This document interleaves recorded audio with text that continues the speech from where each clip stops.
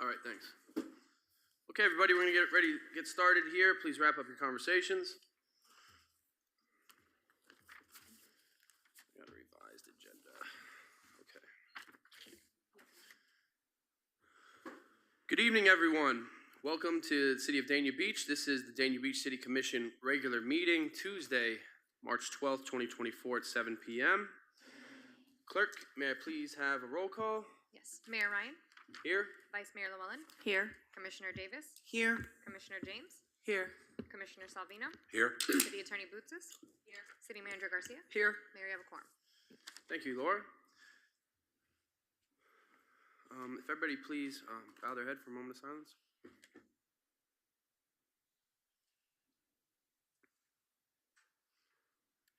Please stand for the Pledge of Allegiance. Pledge allegiance to the flag of the United States of America and to the republic for which it stands, one nation, under God, indivisible, with liberty and justice for all.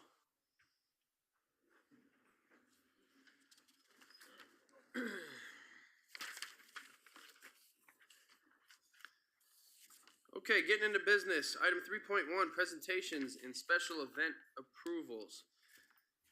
So this presentation is by me, and this is to a long time Dania business here, just off Griffin Road, Hot Diggity Dog. They have been in business for over 35 years. It's a family-owned business, same family for the last 35 years.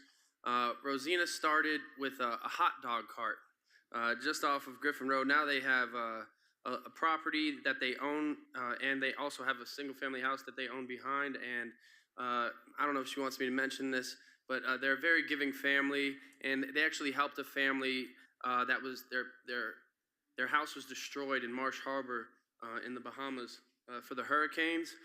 And Rosina saw them on TV and invited them to her house to live there and to recover. So it just shows you, and they're still living there, and they had a 4-month-old at the time, and now they have another baby coming. And it just shows you the type of people they are, the type of family they are. And not to mention, best hot dogs in Broward County, great onion rings, French dip. Oh, you're great. So I definitely wanted to give you guys recognition, and I have a plaque to present to you, and I'd like for you to say a couple words, please. Let me get down there and give you the plaque.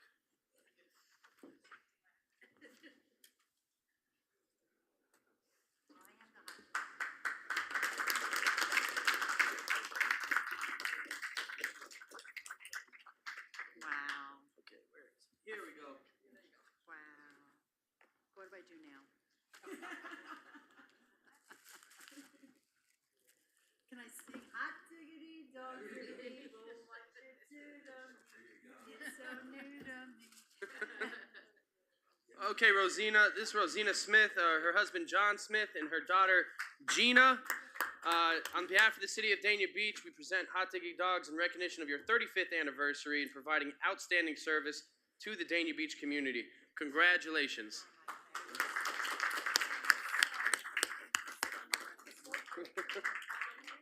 Yeah.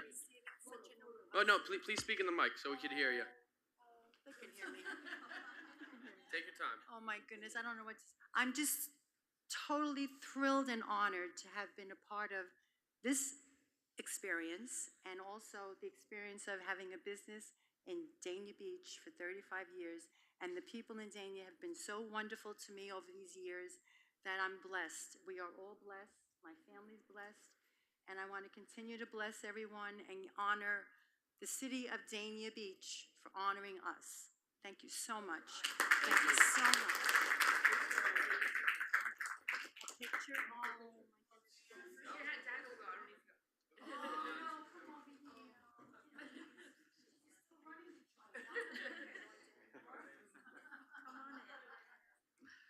Come on down.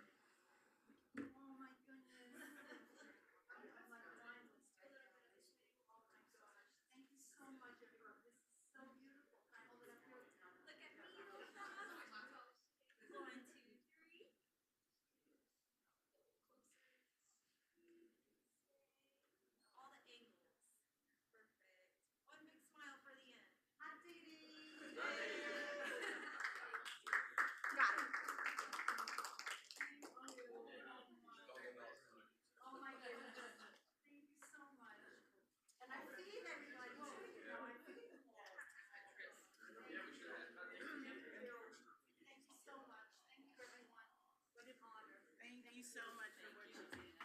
Yeah, watch your step.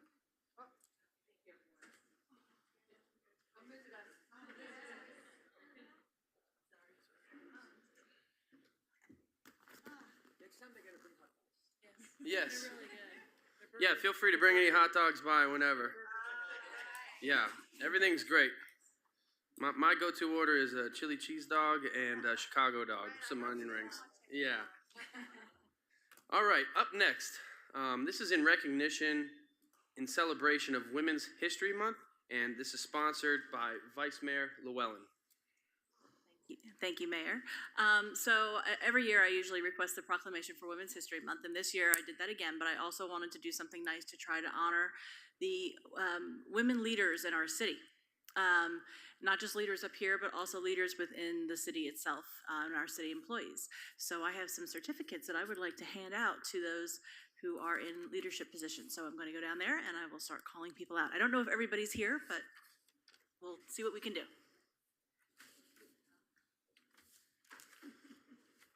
Where's the one that I have for her?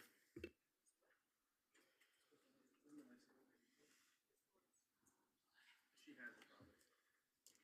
Laura, you have? I have them. Okay, Yeah. for you. Yep, I have a list. What else? I have certificates. Okay.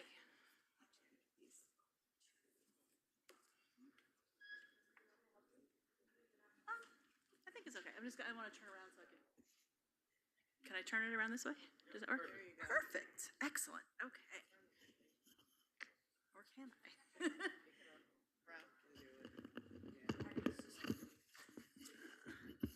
I think these are backwards. Hold on. Hold on 1 second. I said, no, I think they're in reverse order of where I wanted to go. So I was gonna do this. You want me to hold these out of the way? No, yeah, just for a second, I'm sorry. No, you're fine. Yeah, they are backwards. That's what it is. All right, well, I'll just start going. Okay. All right, so if you are here and I call your name, please come up. Lori Adams. Not here. She's in, okay.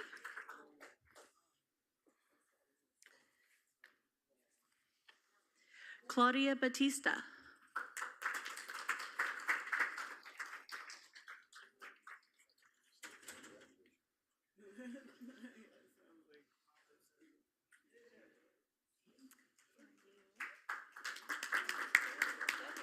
Stay up here. Stay up after your name is called. Shalenda Cooper, Lieutenant.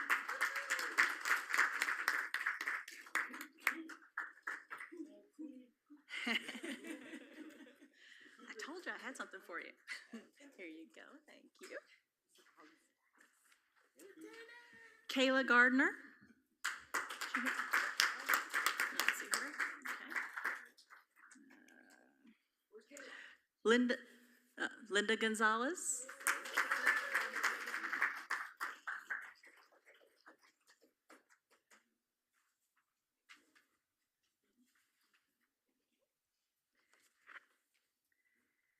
Jamie Guzman.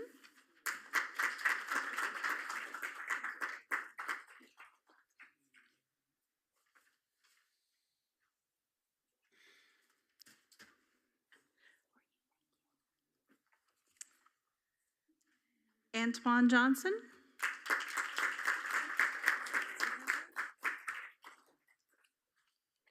Corinne LaJoy.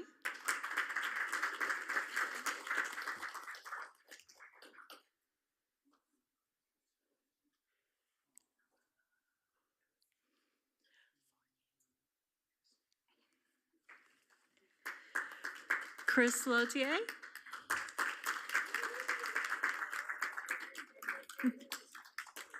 She's so shy.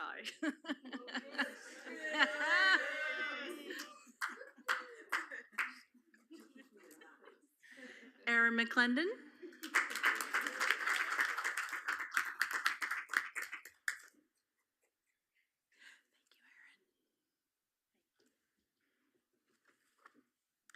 Carla Mercado.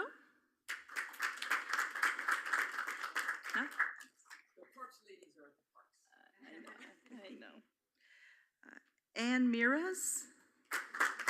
There she is. There she is. Thought I saw you earlier.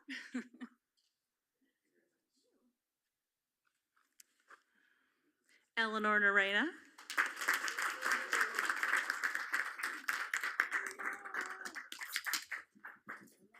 Why, thank you. Elora Riera.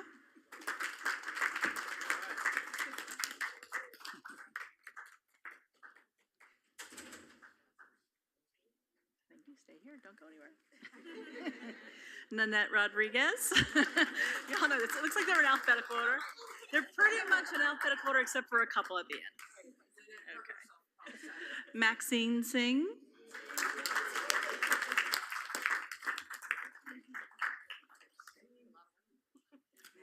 Thank you. Thank you for helping me with this. Monica Terrazas.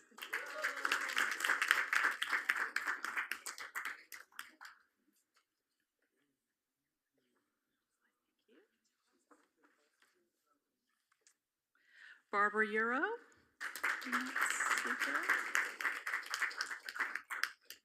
Cassie Warren.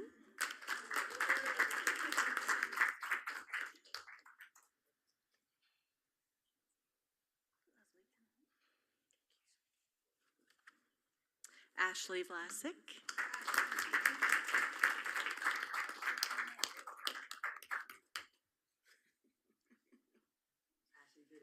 That's what I said. Eve Bootsis.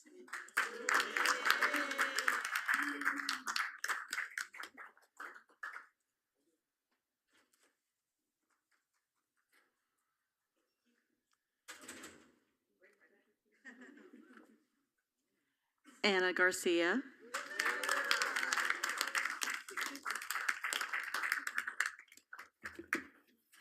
Okay, all right. Thank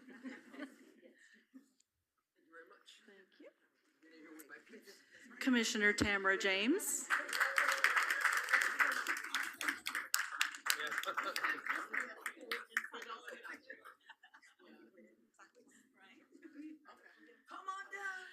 Commissioner Joyce Davis.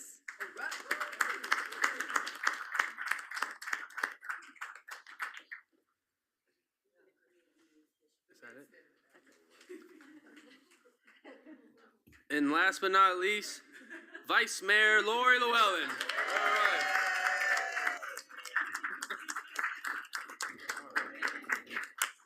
So I just wanted to put a spotlight on the fact that we have so many women in leadership in this city, and it's a very impressive thing, and a diverse group of women as well. And everybody plays a role. We also have lots of women that work here, but in particular in leadership positions. I think it's important to see because it's something you don't see in every city. So thank you all, and thank you all for everything you do.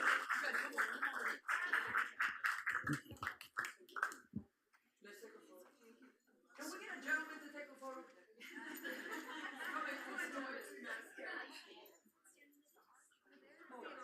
Oh, under the arch. Yes. Under the, Let's, under. so single file, you guys are in such a nice. Under the arch. Under the arch, yeah. Under the arch. I'll take the first one.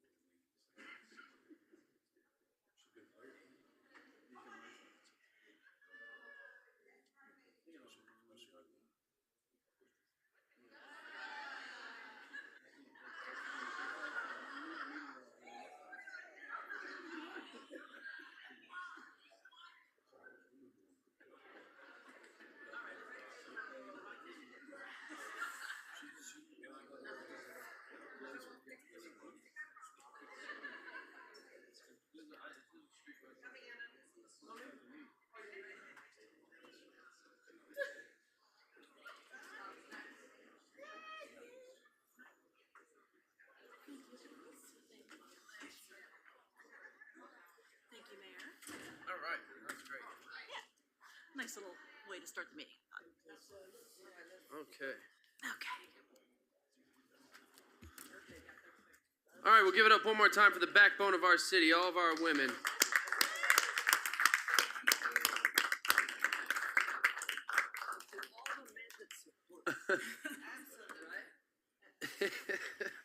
I'm not gonna say that out loud. Okay, for our next item 3.3, special event approvals. This is sponsored by our woman leader, Commissioner Davis, and regarding Earth Day beach pier cleanup. Hold on, let me turn you on, Commissioner. Locked me out when I walked away. Okay, you're good. Okay, thank you, Mayor, and thank you, Vice Mayor. That was a very nice presentation. And congratulations, Hot Diggity Dog, one more time. You guys rock. That's amazing. This is an expansion. Earth Day, as you know, every year we've been expanding it. We've been getting bigger and better. This is our 120th year anniversary. It's also the fourth time that we're doing Earth Day celebration on the beach. We bring all of the community, and we invite you all to come out on April the 22nd from 4 p.m. to 6 p.m. And bring your families, bring your kids. We're gonna have a great time. Lucky Fish is participating. We have a lot of vendors. It's gonna be fun, face painting, a lot of different things. But we always try to expand it a little bit more every year. So this is gonna be a full Earth Day celebration. So in the morning, I think Commissioner James, Commissioner Salvino, and the mayor were able to attend the Disney Cruise Line ribbon cutting that we had at Port Everglades. And so we're going to have a morning pier cleanup with Disney Cruise Line and our partners, Loggerhead Marine Life Center, to do a morning session. And then we're going to have a big session with the entire community from 4 to 6 p.m. And I believe that morning cleanup will be from 9:30 to 11:30. And so I've had a meeting with our deputy city manager and all the teams from Disney Cruise Line and Loggerhead Marine Life Center. And so I'm just seeking consensus to have the pier closed and move forward with the morning event to expand the Earth Day celebration. Commissioner James? Yes, you have my consensus. Is it too late to add vendors? No. You Okay, can I'll add get as- with we you. want it as big and wonderful as we can make it, so you can Okay. add some money. Thank you. Do I have consensus? Yes? Okay. We have consensus. Thank you, clerk. Okay, up next is proclamations, and this is Women's History Month, and this is by Vice Mayor Llewellyn. Oh, sorry. Back at it again. Okay. Whereas each year, Women's History Month offers an important opportunity for us to shine a light on the extraordinary legacy of trailblazing American women and girls who have built, shaped, and improved upon our nation. And whereas American women have led movements for social and economic justice, made groundbreaking scientific discoveries, enriched our culture with stunning works of arts and literature, and charted bold directions in our foreign policy. American women of every race, class, and ethnic background served as city leaders in the forefront of every major progressive social change movement. And whereas American women have played and continue to play a critical economic, cultural, and social role in every sphere of the life of the nation by constituting a significant portion of the labor force working inside and outside of the home. And whereas the 2024 theme, Women Who Advocate for equity, diversity, and inclusion, honors women who understand that for a positive future, we need to eliminate bias and discrimination entirely from our lives and institutions. And whereas women influential in Dania Beach's history, such as E.L. Vera Hill, the first female elected to the Dania Beach City Commission and the first female elected mayor, Leola Collins, community educator with Collins Elementary, named after her. Mildred Jones, community activist. We also have a park named after her. Rose Lozana, publisher of the Dania Beach Press, who recently passed. Anna M. Garcia, the first female city manager, Eve Bootsis, the first female city attorney, current female elected officials, including myself, Commissioner Joyce L. Davis, and Commissioner Tamara James are just a few of the great women who helped change the shape and landscape of this great city. And whereas it's appropriate and fitting to recognize the Dania Women's Club during Women's History Month. The club was founded in 1907 and was known as the Dania Ladies Improvement Society. Later, 13 ladies were recognized as members of the Dania Civic Women's Club and had their first organizational meeting on July 18, 1923. The pioneering Ms. Ivy Stranahan was their advisor. The club's name was changed to the Dania Women's Club so that they could join the County Federation of Women's Clubs. Mrs. Kay Wilkinson was elected as the first president. The Dania Women's Club is the oldest women's club in Broward County and to this day continues to thrive as a vibrant women's organization that works to benefit the Dania Beach community. The current president is Ms. Jessica Lozana. And whereas during Women's History Month, let us honor the accomplished and visionary women who have helped build our country, including those whose contributions have not been adequately recognized and celebrated. And let us pay tribute to the trailblazers from the recent and distant past for daring to envision a future for which no past precedent existed and for building a nation of endless possibilities for all its women and girls. Now, therefore, on behalf of the Dania Beach City Commission, the mayor, A.J. Ryan IV of the city of Dania Beach, Florida, does hereby proclaim March 2024 as Women's History Month in the city of Dania Beach and encourage all residents of Dania Beach to recognize and celebrate the many ways that women's history has become woven into the fabric of our national story. Thank you.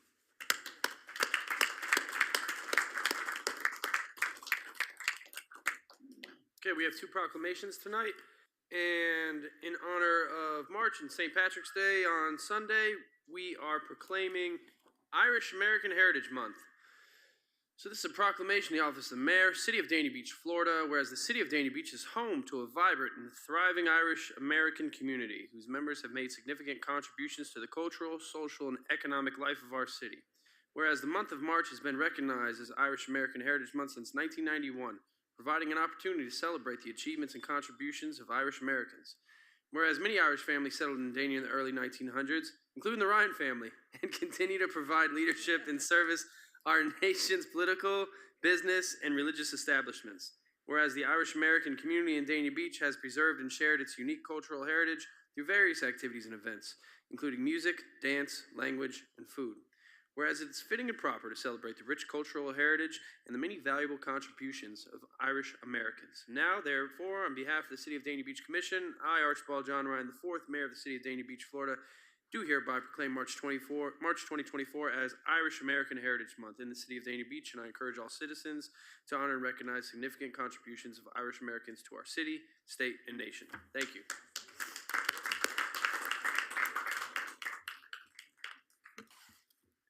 Item 5.1 is our city manager report.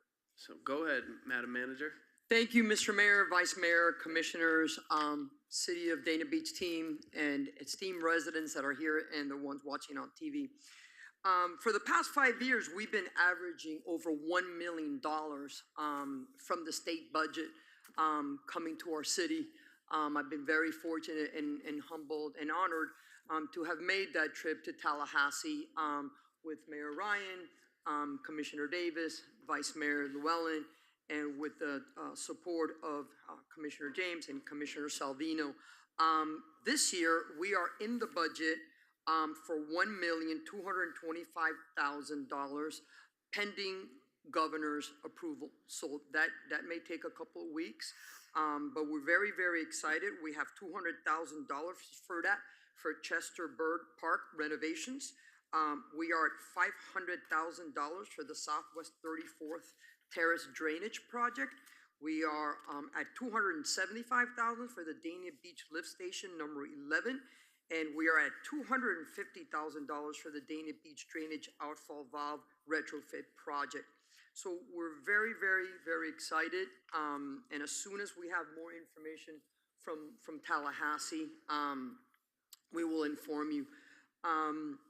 When I was writing the manager's report on Wednesday, we had sold 500 tickets, approximately 500 tickets for the Dania Seafood Festival. It's a free festival, but we sell for the beer and wine tasting We ended up selling over 850 tickets for the wine and beer tasting and had approximately 4,000 people there. The entire commission was there, and it was great to see old residents, new residents, and lots of visitors to our city. And I wanted to take the opportunity to thank our communications and marketing director, Nanette Rodriguez, and Suzette for really marketing and promoting that event. And I wanted to thank Cassie Warren, our parks director, and Ashley Vlasic, our manager. I also wanted to thank Anthony Ifidi and Raphael and the tremendous team in Parks and Recreation that really planned and executed that event.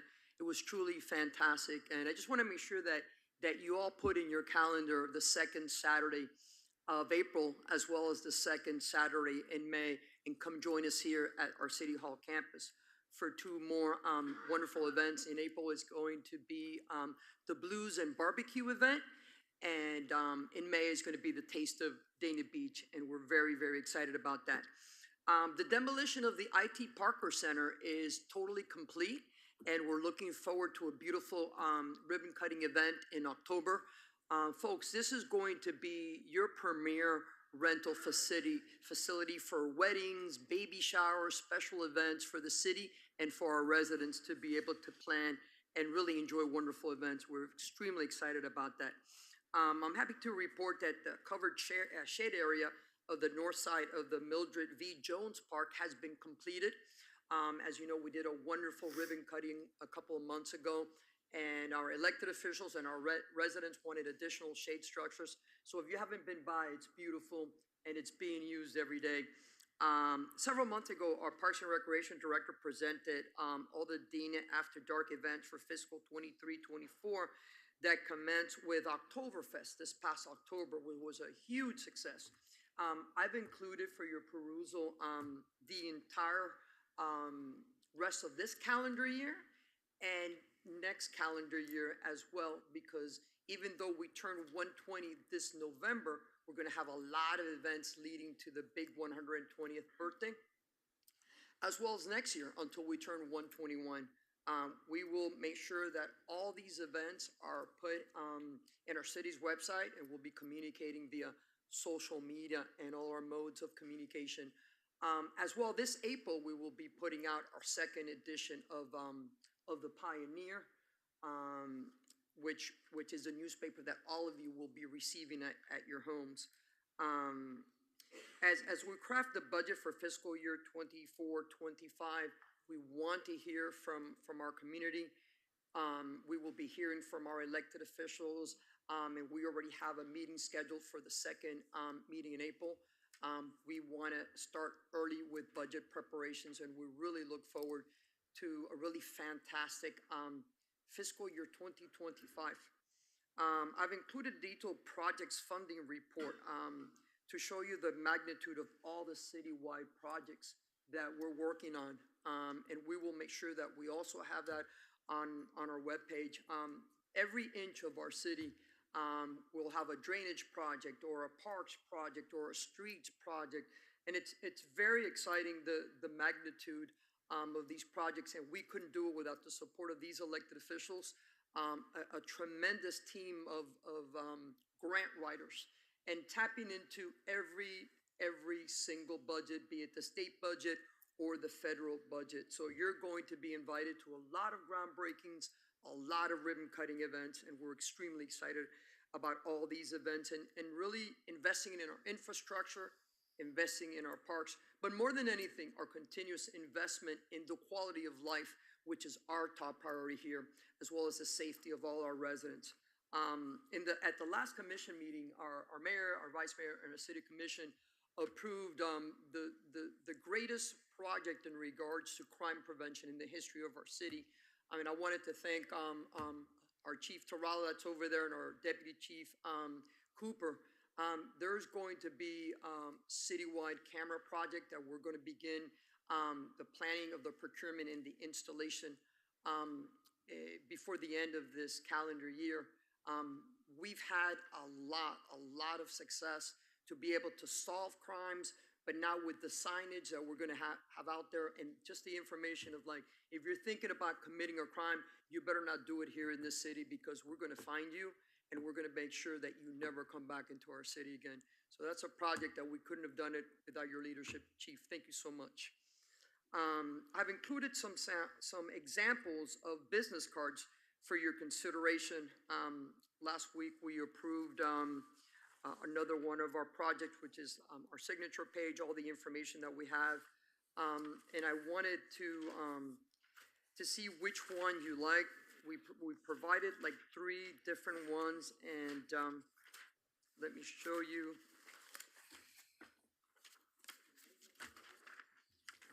These are the 3 samples, and let me know how you want to go. I know that I've met with all of you, Commissioner Davis, Vice Mayor Llewellyn, rounded ones, 120th, you have the front and the back. We can approve 1 or 2. It's up to you. Just let us know how you want us to proceed, because we really want to make sure that we get the order in. So if you have any preference, if you want to pass this down, Eve. I know some of you have it on your.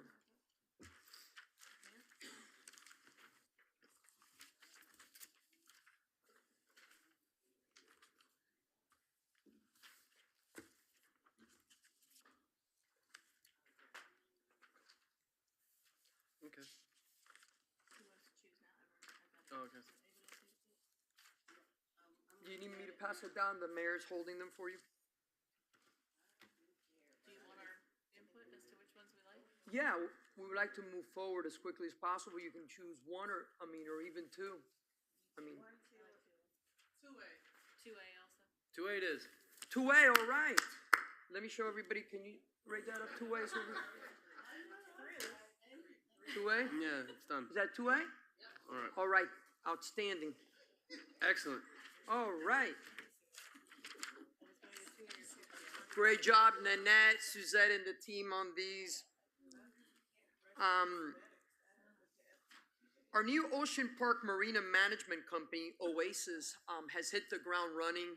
We met last week with our mayor, our deputy city manager, and our Parks and Recreation team, and they're really excited. They know what our priorities are in regards to the environment, safety, and quality of life. So they already are working with us. They know what our expectations are, and we have raised the bar in regards of what we want from them. And as a matter of fact, they're going to be hosting, I believe next week, a meet and greet for all of you and our residents.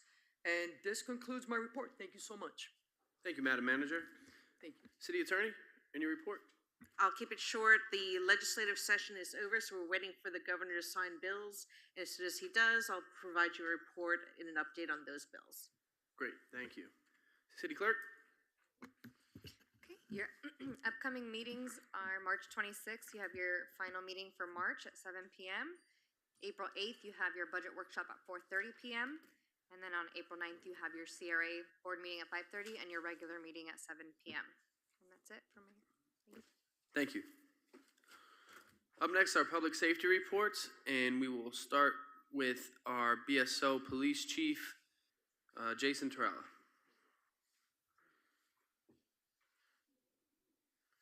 Good evening, Chief. Good evening, Mayor, Vice Mayor, Commissioners, City Manager. So before I start with my report, I do also want to thank everyone again for the support with those LPRs. You all should be commended, and I mean that because our #1 goal is to keep our residents safe.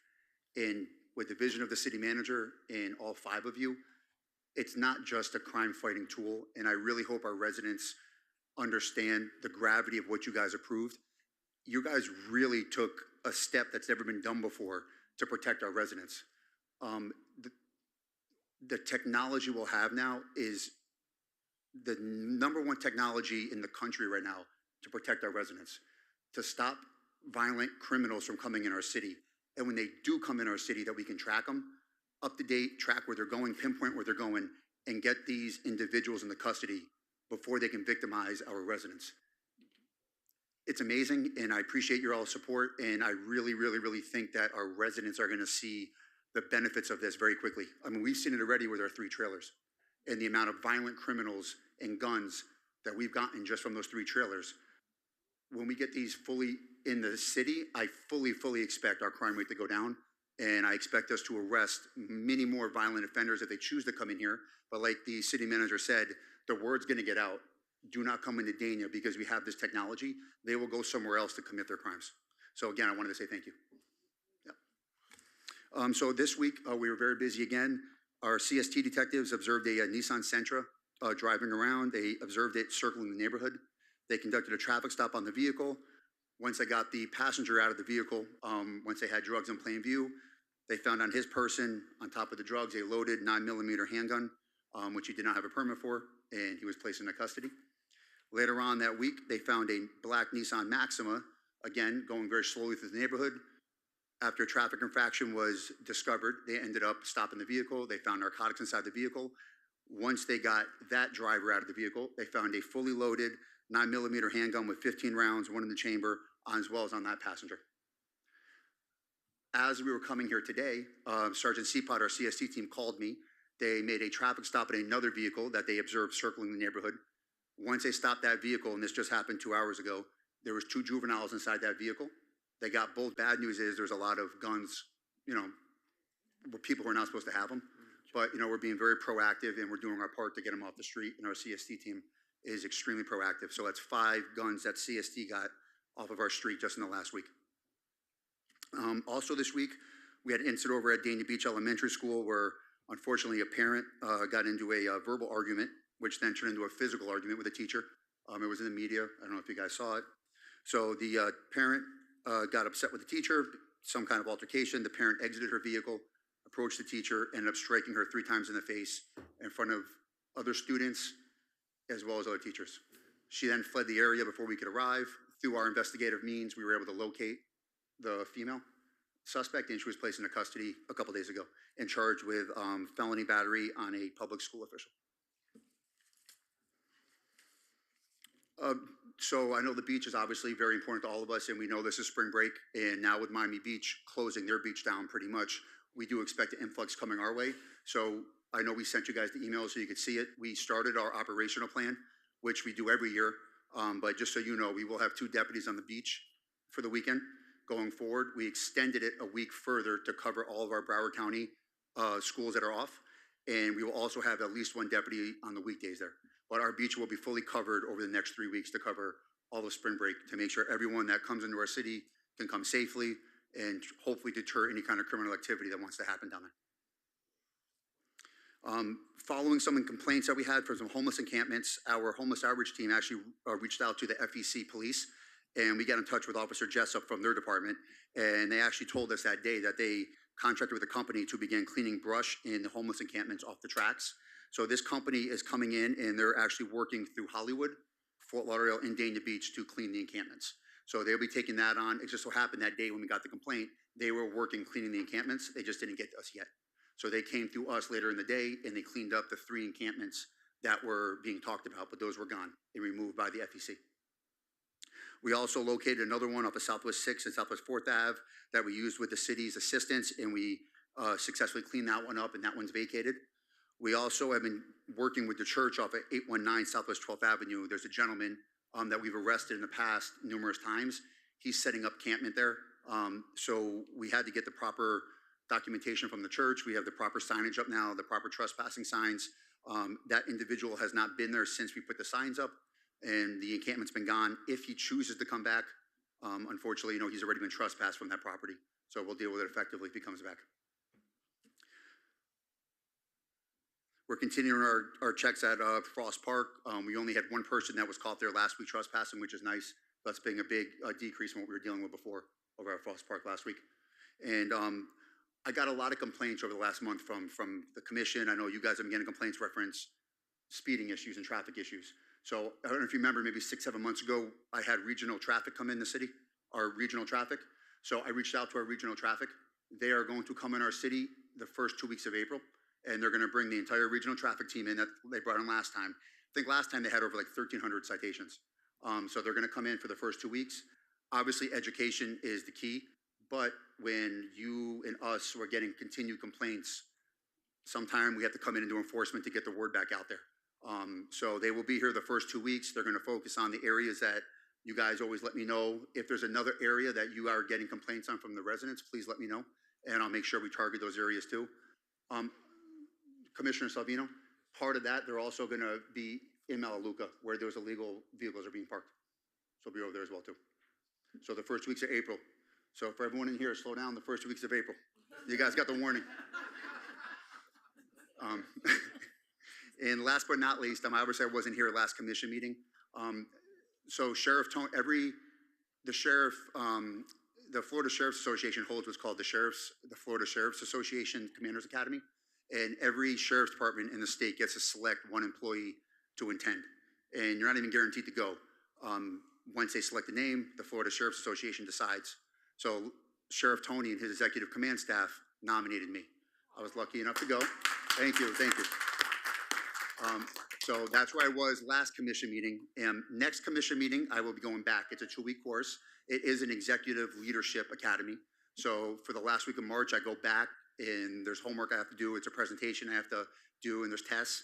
And I fully expect to graduate at the end.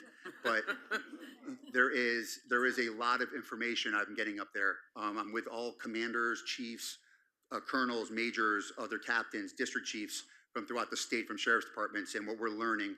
I really think I could bring that back here to the city and bring back different leadership ideas, technology ideas, budget ideas. We're going over everything. So next time, Lieutenant Cooper will be here. And again, we're blessed with Lieutenant Cooper because she's amazing. And when I leave the city, I feel 100% confident that nothing skips a beat. And I know you guys all do too. She's amazing. And the team that the city manager has put together here on the law enforcement side is second to none. I can tell you that it's second to none in BSO. And I know you guys see it. And Lieutenant Cooper is amazing. So I'm blessed to have her here, and the city's blessed to have her here. Thank you. Commissioner Davis? Yes, congratulations, Chief. That was huge. I went to the Broward College BSO promotion, and I was looking. You're easy to find. You know, I'm looking all over for you. And then somebody told me about that you were selected, and so I just want to say that's a huge, huge deal. But it was also a beautiful promotion ceremony, and I know you would not have missed that if you weren't so selected. So thank you for what you do. Thank you, Lieutenant Cooper, for what she does and being able to stand in your shoes when you're not here. But it was a huge, excuse me. I've been on a trip to DC and I got back, and I am just want to say thank you and congratulations for all, and thank you for all you do. Appreciate it. Thank you. Thank you, Chief. Thank you. Thanks for your continued leadership. Thank you. Yeah, and good luck on the course. We know you'll pass. Flying colors, right? All right, up next we have our other rock star, BSO Firefighter Chief Sergio Pellicer. Good evening, Mayor, Vice Mayor, Commissioners, City Manager, City staff, and the great citizens of Dania Beach. So we continue to work on emergency management. Both our police team and our fire team met last week with our Broward County emergency coordinators.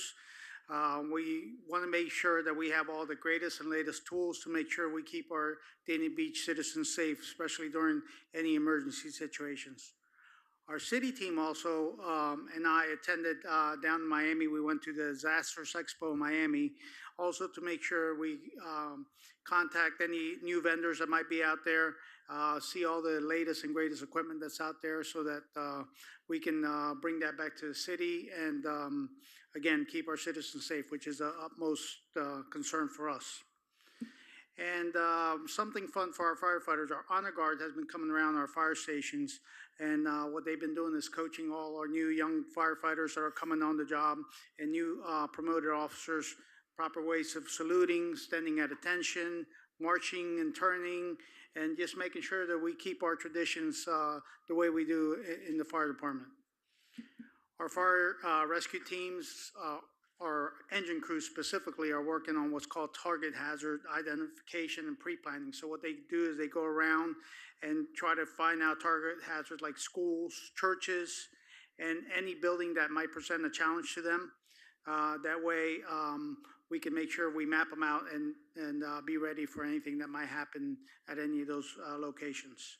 And the last thing I have is our Safer Grant application period is open. And we'll be bringing this back to you in a resolution to approve at the next commission meeting. All right. All right, thank you. Thank you, Chief. Great report. All right, up next is the citizens' comments section. So we have some citizens signed up. Everybody will have 3 minutes to speak. Please avoid redundancy, and you cannot use your time with anyone else.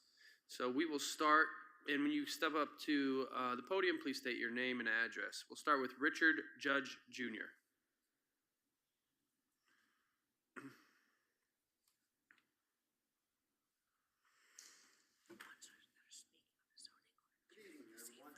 Yeah, it's all going to be combined. I got a different approach here. Good evening, Mr. Judge. Please state your name and address. My name is Richard Judge. I'm from 115 Northwest 4th Avenue. I've been there for 22 years. And I'm a little upset with code compliance. I appreciate the beginning and how nice everything was. I love the little small town. But when it comes to code compliance, I want you to be aware of what they're doing to us. I'm being double fined on the same property within 30 days, and nobody's rectifying one violation for the other. So I'm here to ask some questions. Can I ask some questions? You have 3 minutes, sir. Please use your time. Who are you? Excuse me? Who are you? I'm the mayor, Dania Beach. I'm the chairman of the board. Who do you work for? You can't address individual commissioners. Please continue. Who does the council work for? Can you tell me who you all work for? Are you a corporation? You're not going to answer any of my questions? Okay. You'll see me again. Okay. Thank you, Mr. Judge. Up next, we have David Reich. Mr. Reich, please come up to the podium, state your name and address. He's not speaking on item 12. Yeah.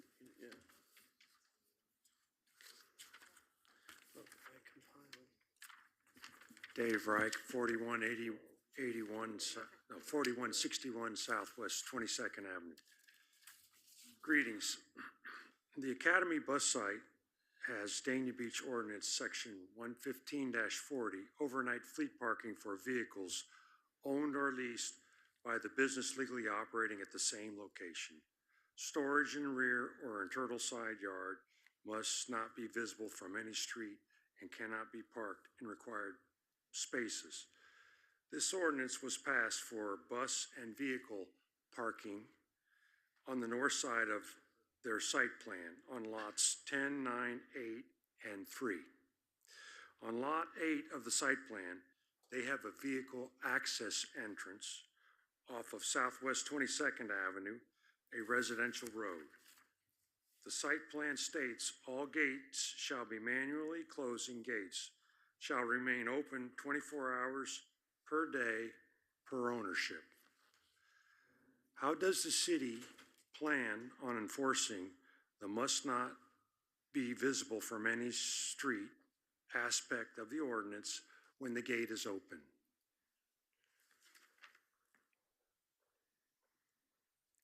I have asked city staff this question and have not received an answer.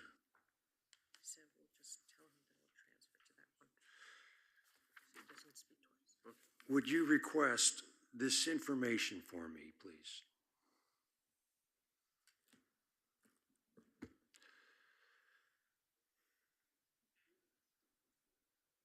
Does Academy Bus get a special privilege to not comply with this ordinance?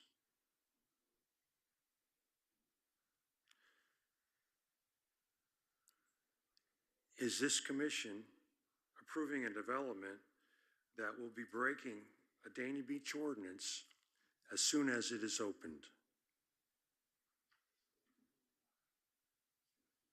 How can this allow to be happen?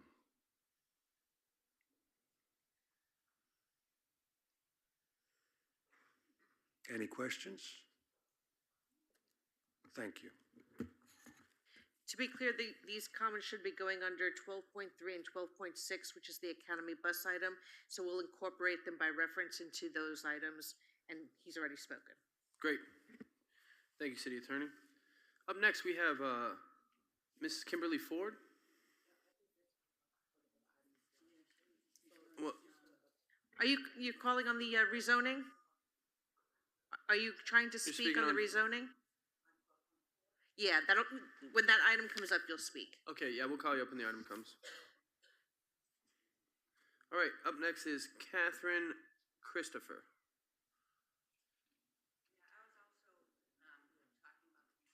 Oh, okay. All right. Did anybody else put in a certificate that wants to speak generally and not on one of the zoning code or items? Okay. All right, we'll move on. Any more citizens' comments? Seeing none, okay. Up for the consent agenda, are there any items that the commission wishes to pull from the consent agenda? Commissioner James. I make a motion to approve the consent agenda. Okay, I have a motion to approve from Commissioner James. I have a second from Commissioner Davis. All in favor, say aye. Aye. Aye. All right. Any opposed, say nay. Hearing none, consent agenda passes unanimously. We got a lot of good work done in that consent agenda. I just wanted to, hold on one second. Just for public record, touch what we have. Where was it? I don't have my notes. All right, we'll move on. It's gonna be a long meeting anyways. Just know we got a lot done in the consent agenda, everyone. There's a lot that we touched on. We got a lot of necessary funding and a lot of approvals for the necessity of our city to function and for our infrastructure as well. All right, up next we have our first reading ordinances. No quasi judicial hearings. Item 10.1. Please, Eve. Oh, and yeah, go ahead, Eve. A resolution of the City Commission providing for an amended budget appropriation for fiscal year 2023 through 2024 in the Water Utility Fund and Sewer Utility Fund, providing for conflicts and an effective date. This is a finance item. Good evening, everyone. This is Frank DiPaolo, Chief Financial Officer. I'll be very brief about this item.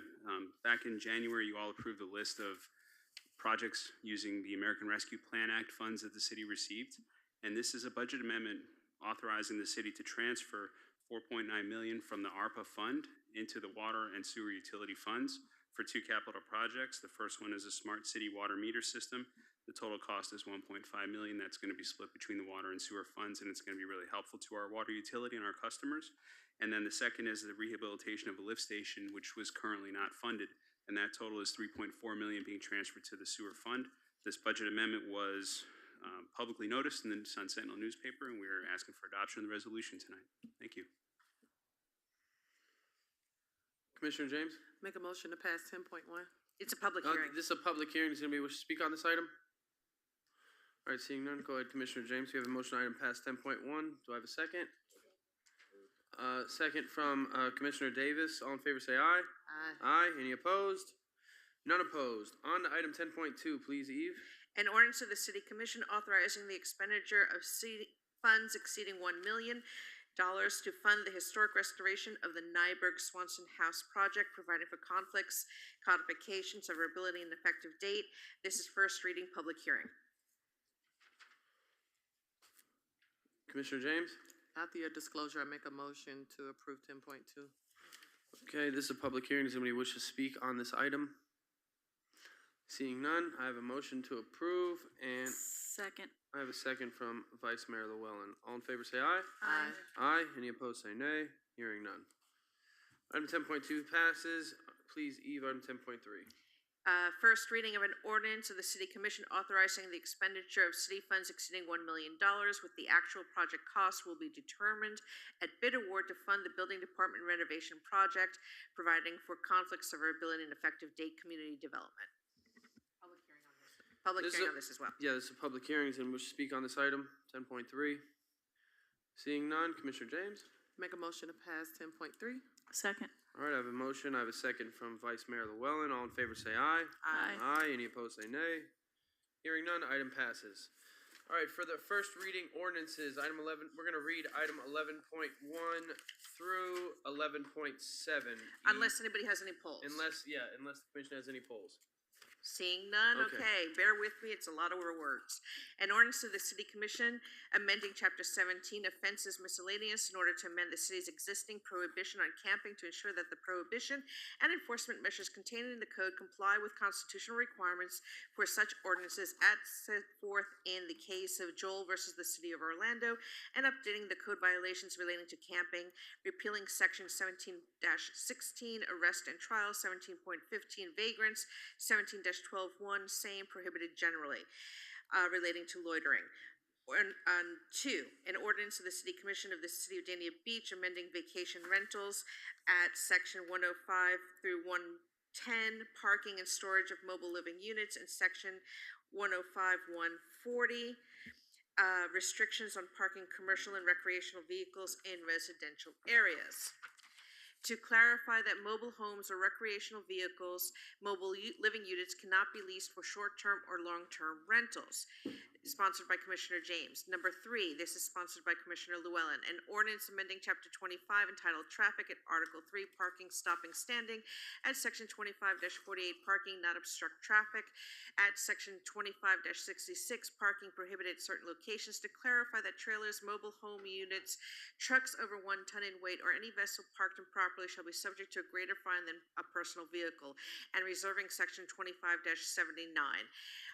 Item number 4, sponsored by Vice Mayor Llewellyn, an ordinance amending Chapter 17 offenses miscellaneous in order to substantially modify Section 17-11, reserved to provide for regulations relating to obstruction of pedestrian and vehicular traffic in order to prohibit same. Next one is also sponsored by the Vice Mayor, an ordinance amending Chapter 16 vacation rentals at Section 16-3, revocation, suspension, or transfer of vacation rental certificates, to provide an additional basis for revocation or suspension, and to generally provide for a cleanup of the Code of Ordinances. The next 2 are community development items. It's an ordinance amending Chapter 2, Administration, Article 3, Supplemental Code Enforcement Procedures, Code Enforcement Citation Program at Section 2-58, Schedule of Code Enforcement Fines, Civil Penalties, to update the schedule of fines. At 2-72, Applicability, to update the list of chapters enforced by the special magistrate.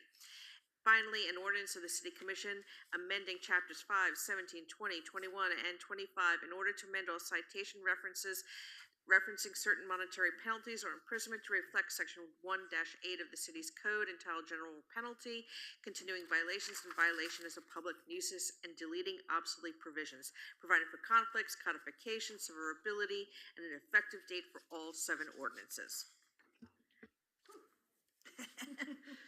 Thank you, Eve.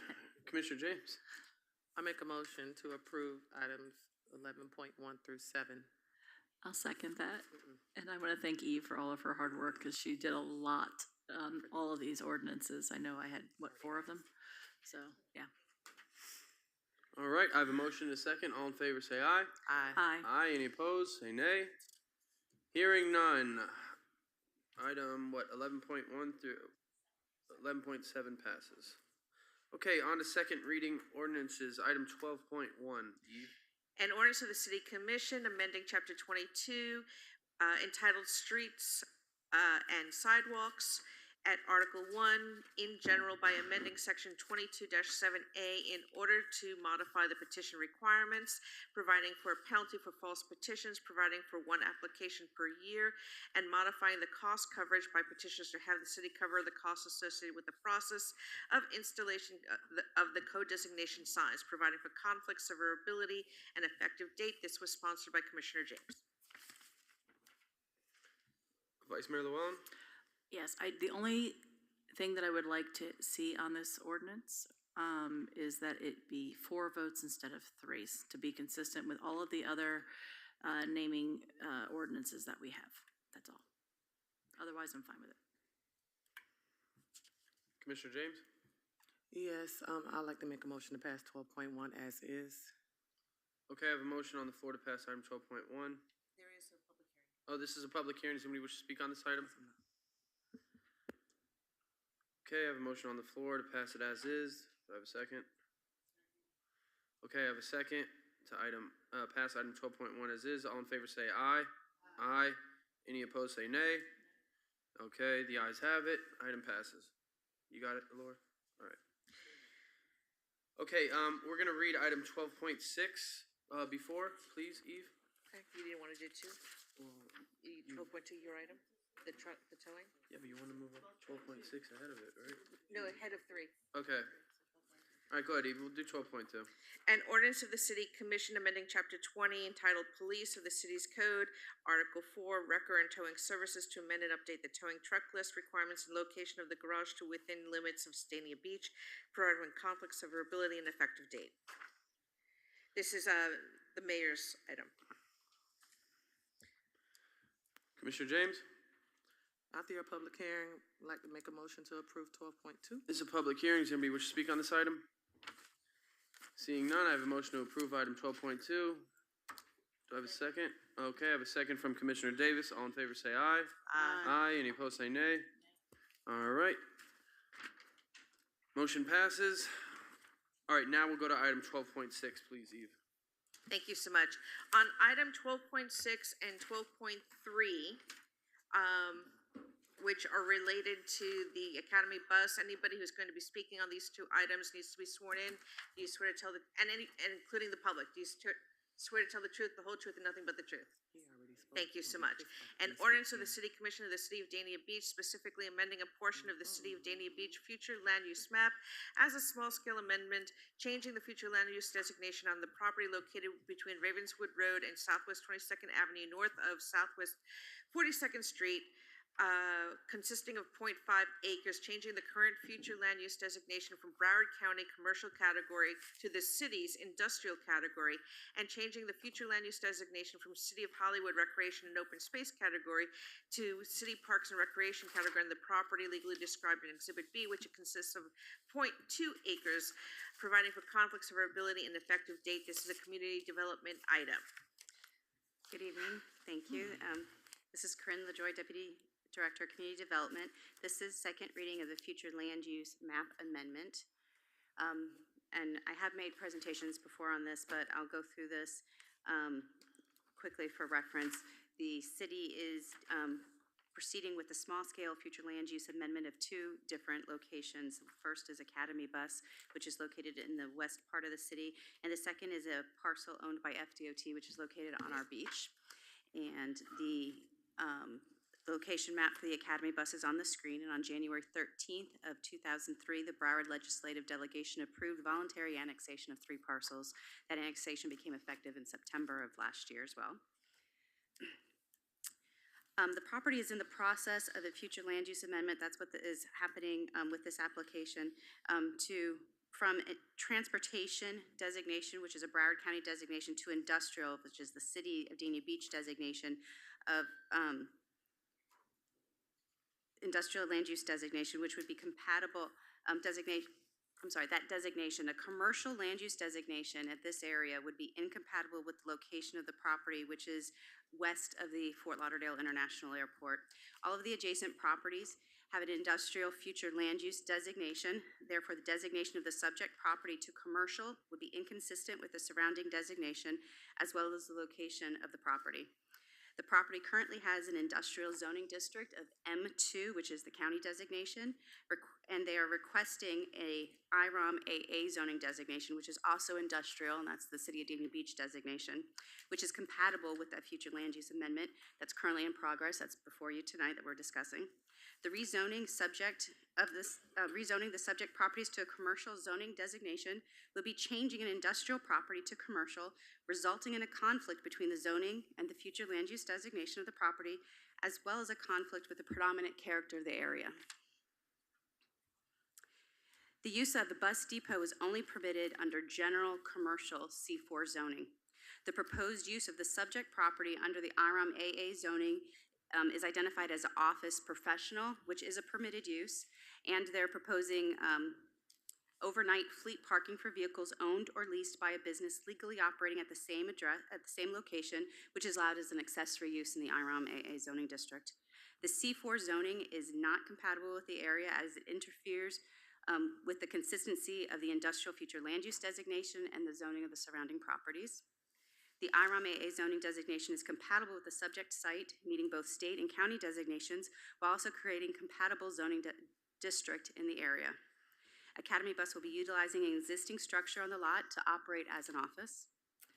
The neighboring property located at 4161 Southwest 22nd Avenue has a single-family residential 6,000 zoning designation, making it a non-conforming due to the industrial future land use designation on the property itself. The second site is the FDOT property located on the beach, on our beach, and on April 25th of 2003, the City Commission annexed it from the City of Hollywood. Both of these future land use elements are consistent with the Broward County Future Land Use Plan. After the City Commission adopts the future land use elements, the city will submit recertification package to Broward County Planning Council for map recertification, which is consistent with the Florida statutes. The size of the properties make it a small-scale map amendment, so it's more of an administrative process at the county. In terms of budgetary impact, the application is necessary to allow future development for each of the locations. February 21st of 2024, the Planning and Zoning Board recommended approval of the application. February 25th of 2024, the City Commission recommended approval, voted approval of the amendment on first reading, and the Community Development Department is recommending the City Commission approve this subject ordinance on second and final reading. And I'm available if you have any questions. Thank you. This is a public hearing. Does anybody wish to speak on this item? Mr. Reich, you already had your comments recorded regarding this item, but you did have some time, so I'll give you another minute and 30 seconds. Please avoid redundancy. Excuse me, I should have 3 minutes on it. That was about enforcement of your ordinances. This is about this. I've worked hard on the 2 items. I'd like to have my Okay, 3 go ahead. minutes. It's 3 minutes. I'll give it to him. Greetings. The adjacent property to the north of the Academy Bus site is currently zoned C4, which also happens to be the same zoning for the Bus Depot Ordinance, Section 110-290, which is what this site is. The adjacent property to the east is currently zoned C3 zoning. The property to the south is currently C2 zoning. The property to the west is currently residential zoning. The C4 zoning would be more compatible for this site because the currently zoned surrounding properties and proposed use of the Academy Bus site requires C4. The designation of commercial on the future land use map would be consistent with the current zoning of adjacent properties and the proposed use of the Academy Bus site as a bus depot per Dania Beach Ordinance 110-290, which requires C4 zoning. Since you are already changing the future land use map, it would not be difficult to change it to commercial instead of industrial. The vehicle access could be changed to a collector roadway per the Bus Depot Ordinance. 2 collector roads are adjacent to the site. With no vehicle access to the Southwest 22nd Avenue residential road, outdoor parking and storage of vehicles could be screened from view of any public street per the Bus Depot Ordinance. Broward County Transit used this ordinance and zoning for their bus depot. No special privilege would be needed for Academy Bus to use this ordinance for their bus depot. The city could be fair and consistent in the enforcement of their ordinances. I respectfully request the City Commission to request Academy Bus to drive their buses and vehicles past your residentially zoned property 24 hours per day, hundreds of vehicle trips, so you could fully judge the impact and consequences that you are forcing onto other citizens of the city through no fault of their own. Please take the time to think and understand the impact of your decision onto the character of the neighborhood and health and welfare and safety of the citizens of Dania Beach who will be there 24 hours a day, every day for the years and decades to come. Please change the future land use map to commercial so this development will be allowed to be used as the bus depot that it is. The neighbors will be afforded a much less negative impact to be able to enjoy some of the peace and tranquility that they have been doing so for over 30 years at this property. Any questions? No, sir. Thank you, Thank Mr. you. Reich.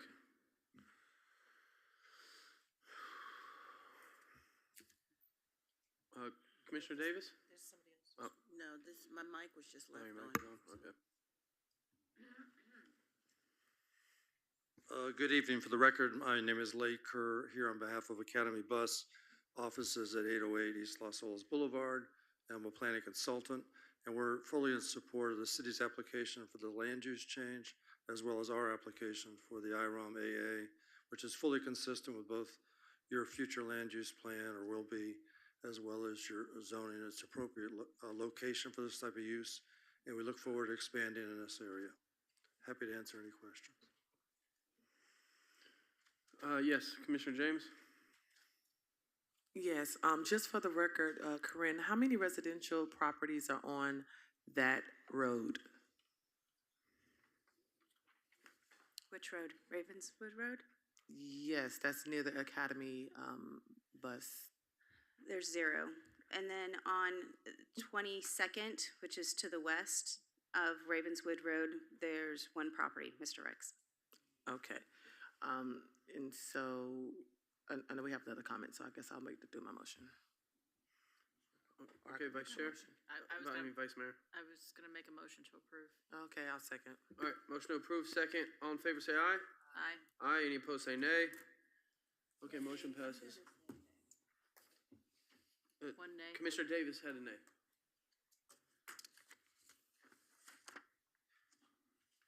Would you like me to read 12.3? Yeah, 12.3 and then 12.7 after. Yes. Yeah, okay. It's an ordinance of the City Commission approving the request made by Franmore Properties of South Florida LLC for the property located at 2171-8191 Southwest 42nd Street in the city of Dania Beach, to rezone the subject site from M2 General Manufacturing and Industrial of Broward County Zoning District to IROM AA, Industrial Research Office and Marine District, and Industrial Research Office and Marine Airport Approach District, a City of Dania Beach zoning district, subject to certain restrictions, providing for conflict severability and effective date, a community development item. And everybody's already been sworn in on this one for public speaking. This is a public hearing. Does anybody wish to speak on this item?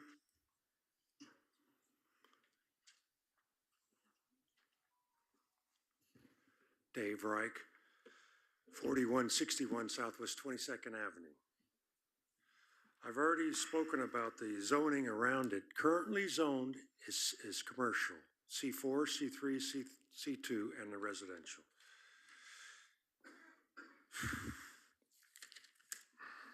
If you look at the site plan, it was designed to maximize parking.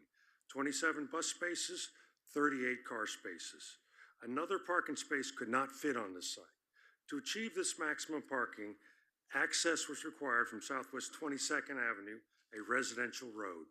Doing this provides maximum negative impacts to the neighborhood and surrounding property values.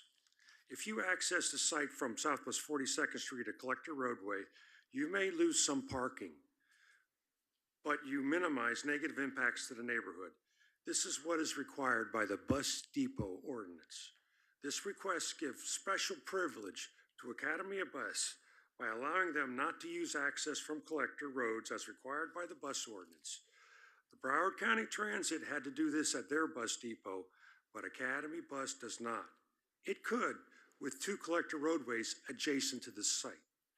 This request gives special privilege to Academy of Bus by allowing them overnight fleet parking, which must not be visible from any street per ordinance 115-40. The proposed access from Southwest 22nd Avenue, a residential road, and the site plan stating all gates shall be manual, closing, and remain open 24 hours per day per ownership. This leaves the overnight fleet parking visible from Southwest 22nd Avenue, which is against the ordinance. The city is giving permission to Academy Bus to knowingly violate the ordinance. How will this be enforced? You may think you're expanding the city's tax rolls, but you are also ruining the character of the neighborhood, the health and safety and welfare of the citizens of Dania Beach. all for a few parking spaces. Instead of working so hard to get around and not enforce the current ordinance of Dania Beach, try to work just as hard to create a compromise so all neighbors are satisfied and future disagreements are avoided.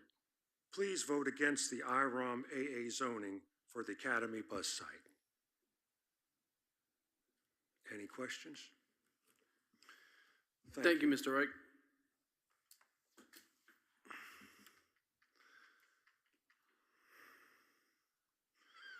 Okay, regarding item 12.3. Commissioner James. I make a motion to approve item 12.3. Motion to approve. Do I have a second? I have a second from Vice Mayor Llewellyn. All in favor say aye. Aye. Aye. Any opposed say nay. Hearing none. Motion passes. Commissioner Salvino is absent. All right. Item 12.7, please, Eve. Sure. An ordinance of the City Commission amending the text of the future land use element of the City of Dania Beach Comprehensive Plan to amend the Regional Activity Center land use classification by reducing acreage for commercial and increasing residential uses, providing for a transmittal to the Broward County Planning Council and state agencies, providing for adoption pursuant to Section 1633184 of the Florida statutes, requesting recertification for the Broward County Planning Council, providing for codification, conflict, severability, and an effective date. This is a community development item. Just for some clerical purposes, we have the amended ordinance on the dais, just some clerical items, as well as a diagram that needs to be substituted in the agenda. There is one provision that is being amended by staff at section 300-30, subsection D, to be added that no variances as to height restrictions or density shall be authorized. There may be other amendments, but those are the things that we just wanted to put in the record now. Thank you. Corinne LaJoy, Deputy Director, Community Development. Good evening. If I can get the presentation up. Thank you. This is second reading of our future land use amendment. The request is to amend the future land use element of our city's comprehensive plan by adding 4,000 dwelling units to the Regional Activity Center land use designation. And in that 4,000, the uses are being broken down into two categories. So 317 will be earmarked for single-family and/or duplex uses, and the remainder 3,683 will be for multifamily residential development. In doing so, we're also proposing the reduction of commercial by 30 acres. And I'll discuss that more further going forward in a slide or two. This is for the Regional Activity Center land use designation. The Regional Activity Center was established in 2010. It is 1,344 acres in size. It's located east of I-95 and runs up and down Federal Highway and down Dania Beach Boulevard. It was established originally with 7,818 dwelling units, and that number came from the zoning or the land use that predated the RAC as to the density that was on that land. That's how we got to that unusual number. Approximately 3,000 dwelling units are currently allocated but not yet built. Currently, we're at 0 residential developments are available for any new development, so no new residential development applications are currently being accepted in the Regional Activity Center because we have no units, which is why we're asking for this amendment.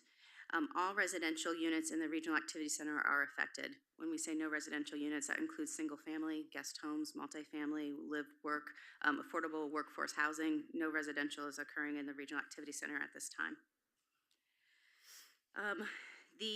Within the Regional Activity Center, as we said, it was established in 2010. The successful implementation of the Regional Activity Center has resulted in some major developments in the city. Some of those include the Dania Point, Spirit Airlines. There's multiple hotels along Federal Highway that are new, several multifamily development projects along East Dania Beach Boulevard and within the city's downtown center. This amendment will facilitate the continued evolution of the Regional Activity Center and will ensure a variety of housing types and appropriate mix of housing types are available so the city can continue to thrive and evolve as a vibrant, transit-supported, mixed-use urban center. This application has gone through a lot of reviews. Since first reading, At the city commission, gone to the county, and at the county, there were several different reviews, and I'm gonna walk through a couple of those activities. So the amendment was transmitted to the Broward County Planning Council and state review agencies. During that review, there were some revisions that were made to the application, so I'll go through those because they are different than first reading that you previously saw. So through that process, we added duplexes to that pot of 317 units. There was concern that there wasn't a set aside for that to be available, so we included that.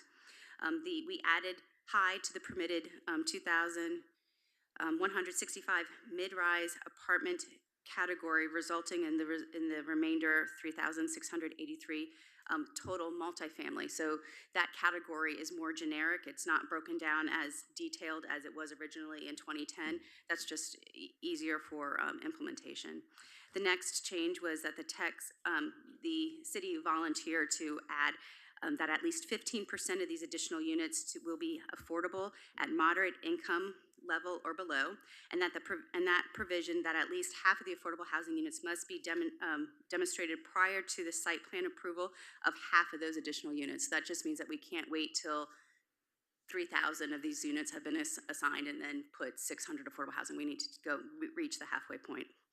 The goals, objectives, and policies were added to the city's comprehensive plan in support of the Regional Activity Center will remain, except for one policy, which relates to limiting the units east of US 1.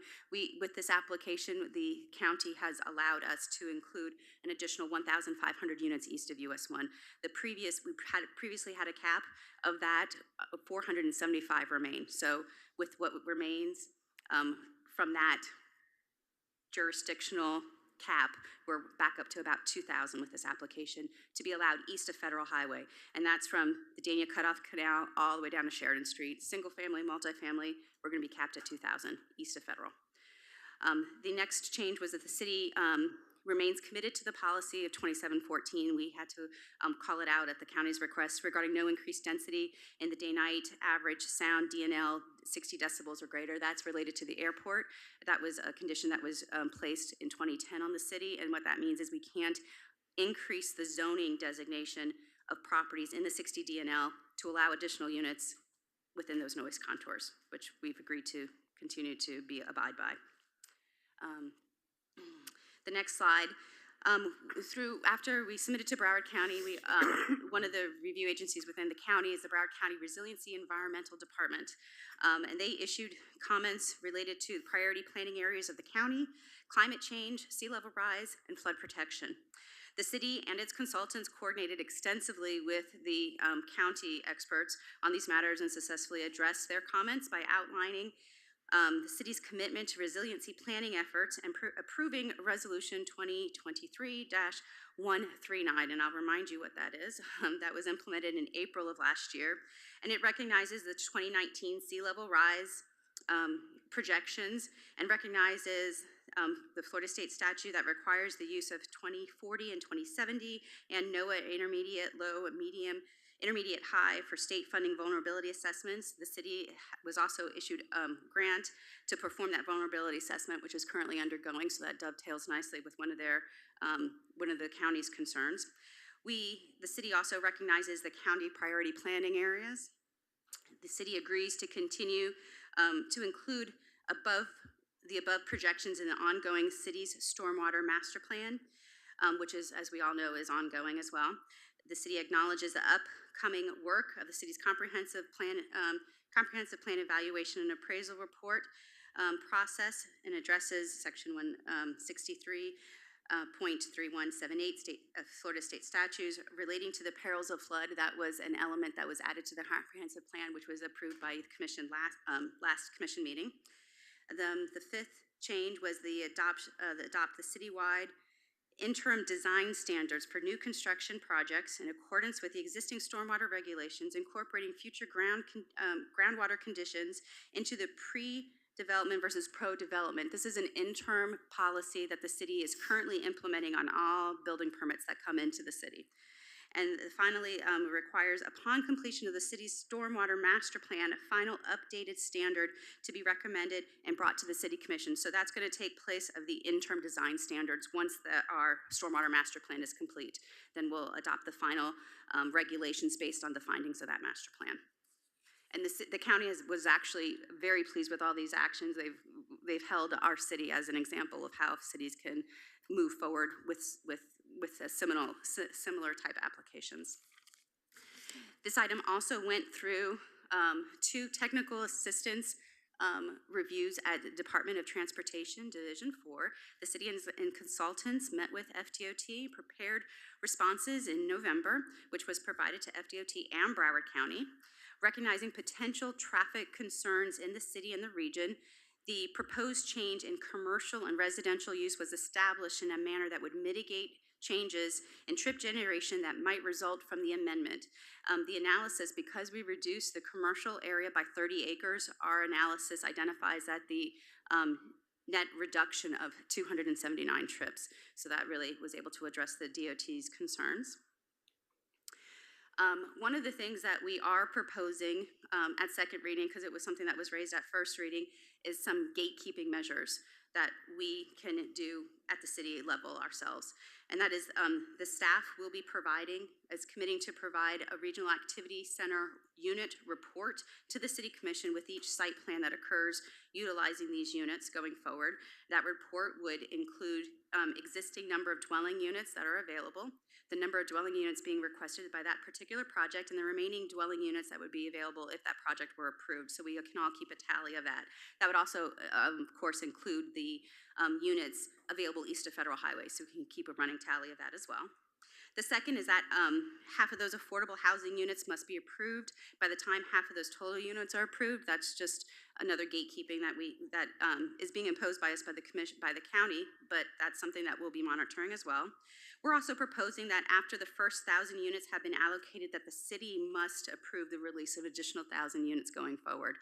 That's so we can all kind of reflect and analyze and make sure that we're going in the right direction. So we would hold back and come to you and ask for the next 1,000 to be released before going forward. The next is that a maximum of the 1,500 units of that 4,000 may be located east of Federal Highway. That's something that we were able to achieve with this new application, but there is that limit that we will continue to monitor. And only the city commission can reallocate the unit distribution. That was something that was occurring administratively in the past, and the commission has said that they were uncomfortable doing that way. So we won't be reallocating, but unless the commission directs us to do so. Okay, so the redevelopment efforts in the Regional Activity Center, just to remind everybody, this hasn't changed, is to encourage development along the major corridors. Those include Federal Highway, East Dania Beach Boulevard, Griffin Road, Sterling Road. In that, by focusing on those major corridors, it would allow us to preserve the existing neighborhoods. We really don't want, we're not looking for intensification of residential neighborhoods at this time. We're also looking at green building standards and net zero initiatives. As a result, we'll be talking about this in another application, but these are things that are going forward that we can start implementing with new development coming forward. We're also doing text amendments to address some of those issues.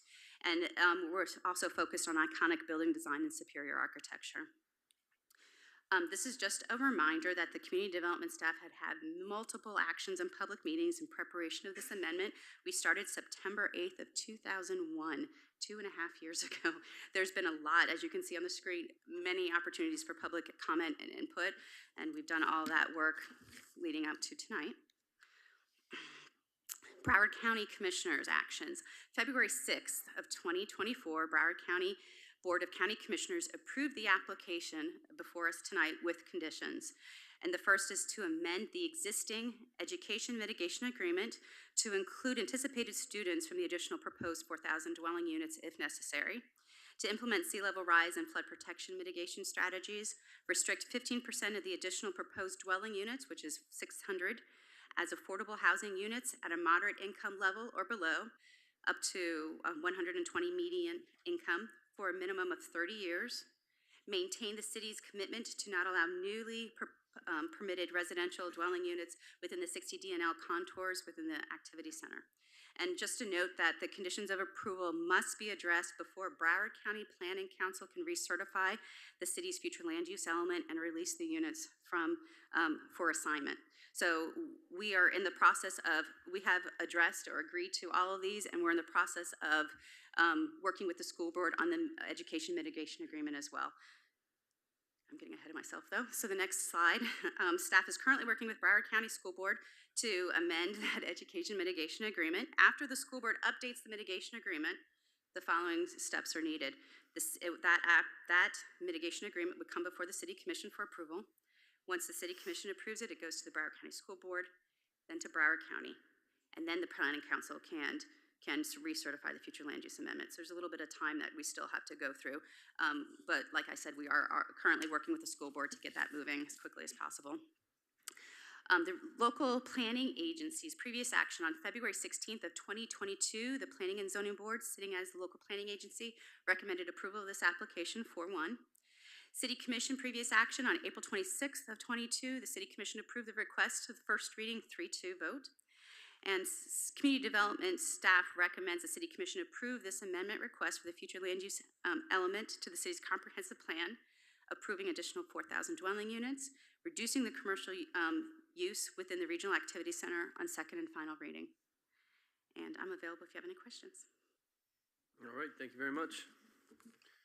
This is a public hearing. Does anybody wish to speak on this item?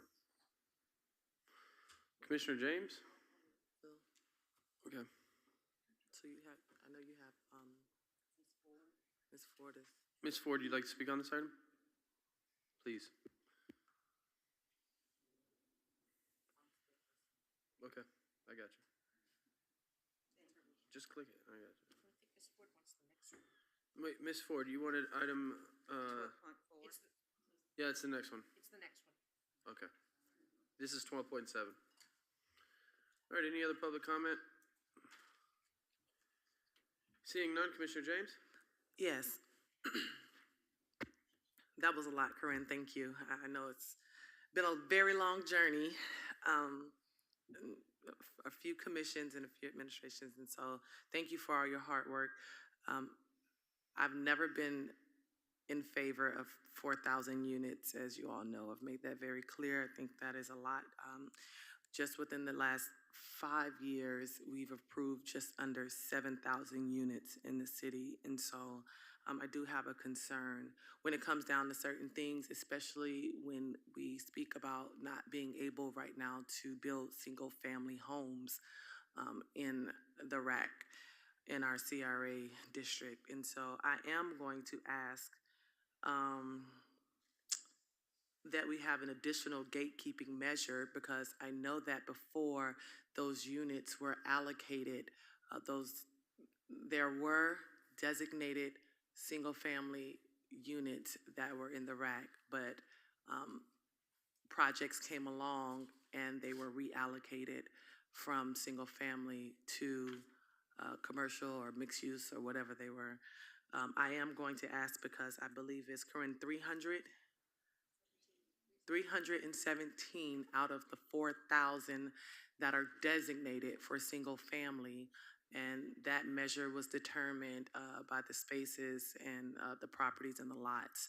I am going to ask that we amend a second part of this ordinance to read utilization of the 4,000 RAC units for the comprehensive plan must be in accordance with the allocation designated by single family or multifamily, unless the city commission, after notice pursuant to section 610.20 of the land development regulations, holds a public hearing to authorize a reallocation of the RAC units by a supermajority vote of the commission, which is a 4/5 vote. And I'm asking that because I do believe that is a small ask to maintain the 317 out of 4,000 units to be designated to single family or duplexes, because I know that they are also under that category of single family. And so I am going to ask for the support to add that. And also when we talk about, I think it's something in there that's saying that 15% is going to be affordable. Again, when we look at what we have approved over the last 5 years, 1% has been low income. 71 units out of those almost 7,000 has been low income, which is just under the 80% AMI. I am going to ask that those units, those 15% at least, would be made to be low income units as well. And if there are no, after other discussion, that will be my motion and my amendment, Mayor. Okay, thank you, Commissioner.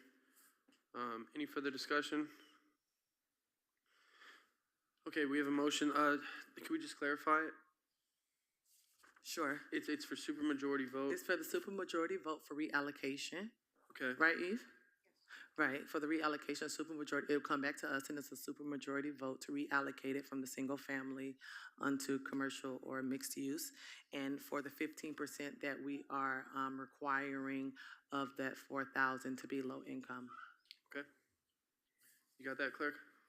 All right, excellent. Okay, we have a motion. Do I have a second? Oh, Vice Mayor.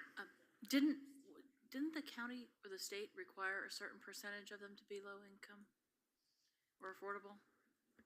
I thought there was It's a law about moderate, that. up to moderate.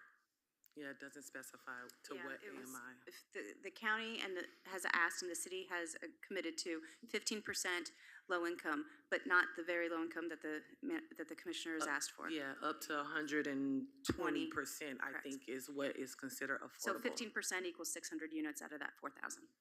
Okay. And you're asking for 15% of the 15%. Excuse me? Are you asking for 15% of the 15%?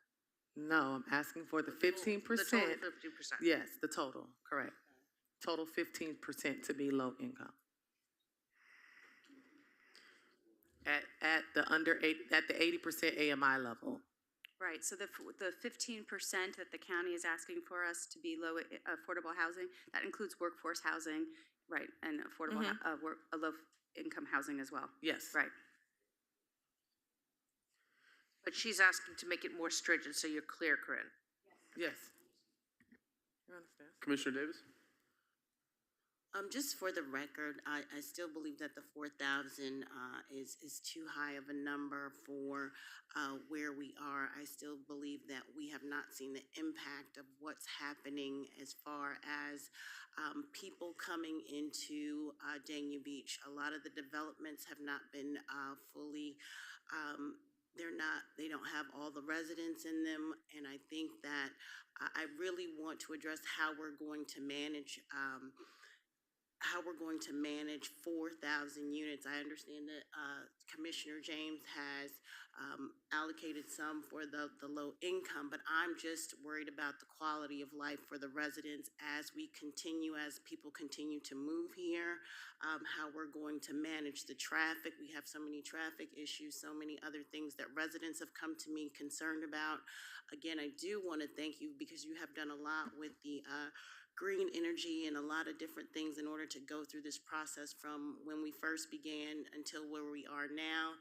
It was a 3-2. I was a no on the first time just because the sheer number of the units, and that to me is very concerning. So I just, and to me, I don't see how we're managing that because what's on paper and what we experience in real life are two different things. And these are the things that the residents have come to me with concerns. So I just wonder if you can address that, please. Yes, thank you. Yes, and that's understandable. I just want to remind you that in 2010, that 7,800 units was established, and it took this long to go through them. So this is not for one individual project or site. This is not something that I would like to see gone through quickly. So a couple things that can accomplish that. I understand the concern about the traffic, but when you have more mixed-use projects, that has the ability to reduce some of the traffic from the road because some of the activity can be captured within the project itself. Also, one of the gatekeeping items was releasing only 1,000 at a time, so you can hold the control over the release of those units.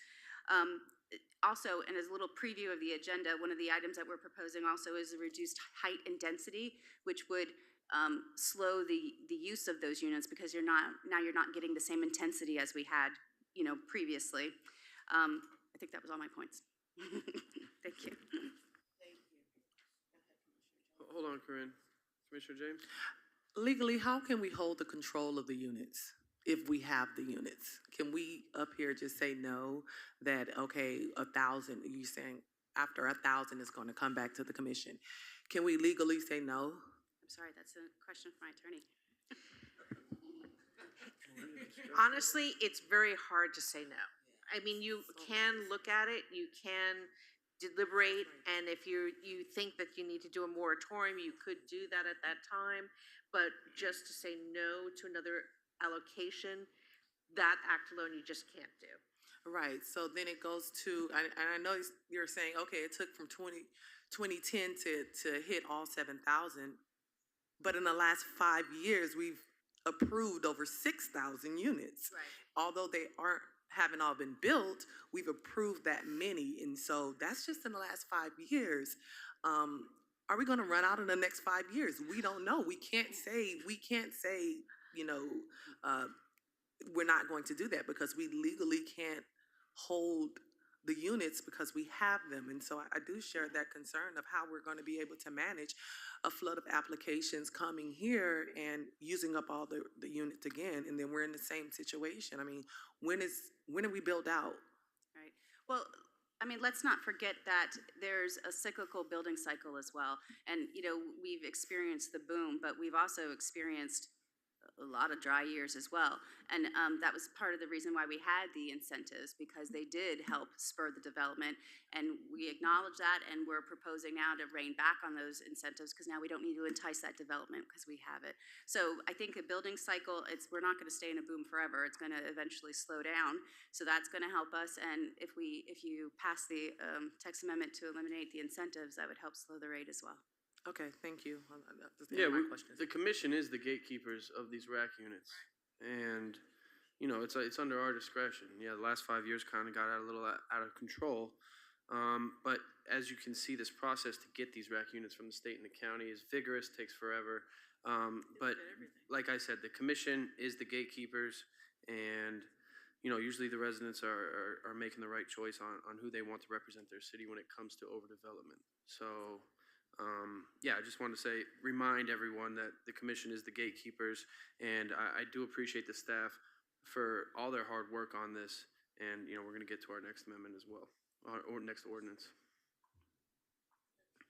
Okay, so I have a motion for the approval. Yeah, do I have a second? Before we go on, I just have one question, and it's my only concern about the motion. Corinne, is it going to be problematic for the city to meet the 15% for the 80 AMI? We haven't tried it before. I would think that it might be problematic given the amount of, you know, very low income projects that we have had. I mean, it's a small percentage, so it's not something that we get a lot of projects for. Right, and I mean, conceivably, if it becomes problematic, and it's going to hold up the units, because if we don't get those 300 of those affordable housing, we can't get to the second 2,000 units, because half has to be done, has to be achieved by the time half of those rack units are achieved. So, And I just want to be clear, the 80 AMI is not very low. It's not the public housing. It's more like a Section 8 type level. But I wanted to just get that on the record so that you can have an informed decision.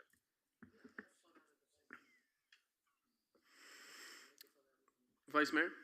Yeah, I was gonna say, actually, I mean, I understand where you're coming from, and that we do need more affordable housing, and lower income.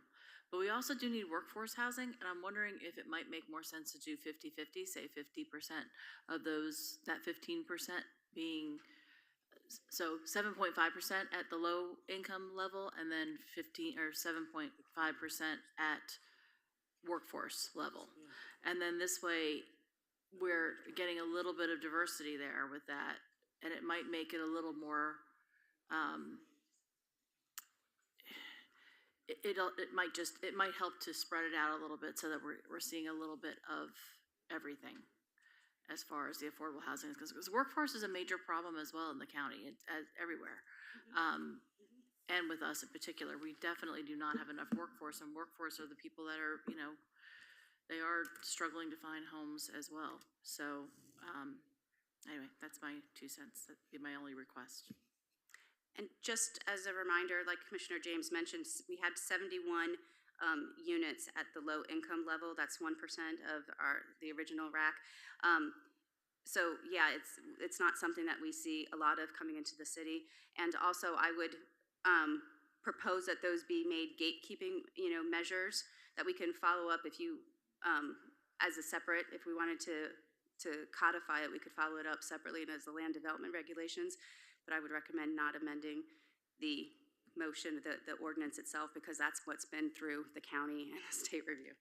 Yes. Thank you. For the two edits, staff is asking that it go into the other ordinance so that we can be part of the land development code versus delaying the review by the state. Correct. So if we could have that added into the land development code section, and that would be section 300-30 when we get there, if that's okay with you. So just for clarification, Eve, that reallocation can be amended into this, correct? They're asking not to do it because they don't want to have to go back to the state for another review. But we just could put it discussed in it. our zoning code on the reallocation. But didn't we discuss it in the meeting yesterday and you guys said it could? Because you don't have to change When the I was title? talking about it, we were all talking about it being in the code, the zoning code. Okay, so put that in the zoning code. And then back to the other one, I mean, I understand we need diversity, but we have 1% low income, 5% to the other, not the market rate. What's the other one? Workforce. Sorry. The workforce housing. So we do have diversity there. We have the 1%, and this is why we see homelessness in our cities. This is why we have these issues. This is why we are changing all of our ordinances. This is why we have our homeless outreach team, because people can't afford to live here. And so I don't want to change that. It's only 1%. And guess what? If you have one development that eats up all of those units, then that's done of the 4,000. Because of the 4,000, only 15%. So it's not every development that comes in, it has to do it. But that definitely, that's my motion. Is everyone clear on my motion? Can we add that one as well to the zoning Which one? code? Both Yeah, both that's of your fine. requests? Yeah. That's fine. Yeah, I'd like to add these numbers seem insignificant. They seem small, right? But really, City of Dania Beach, we're leaders when it comes to affordable housing in the county. We have surpassed our requirements with the county. And I know you compared to 4,000, but this could be 4,000 units stretched out over 15, 20 years.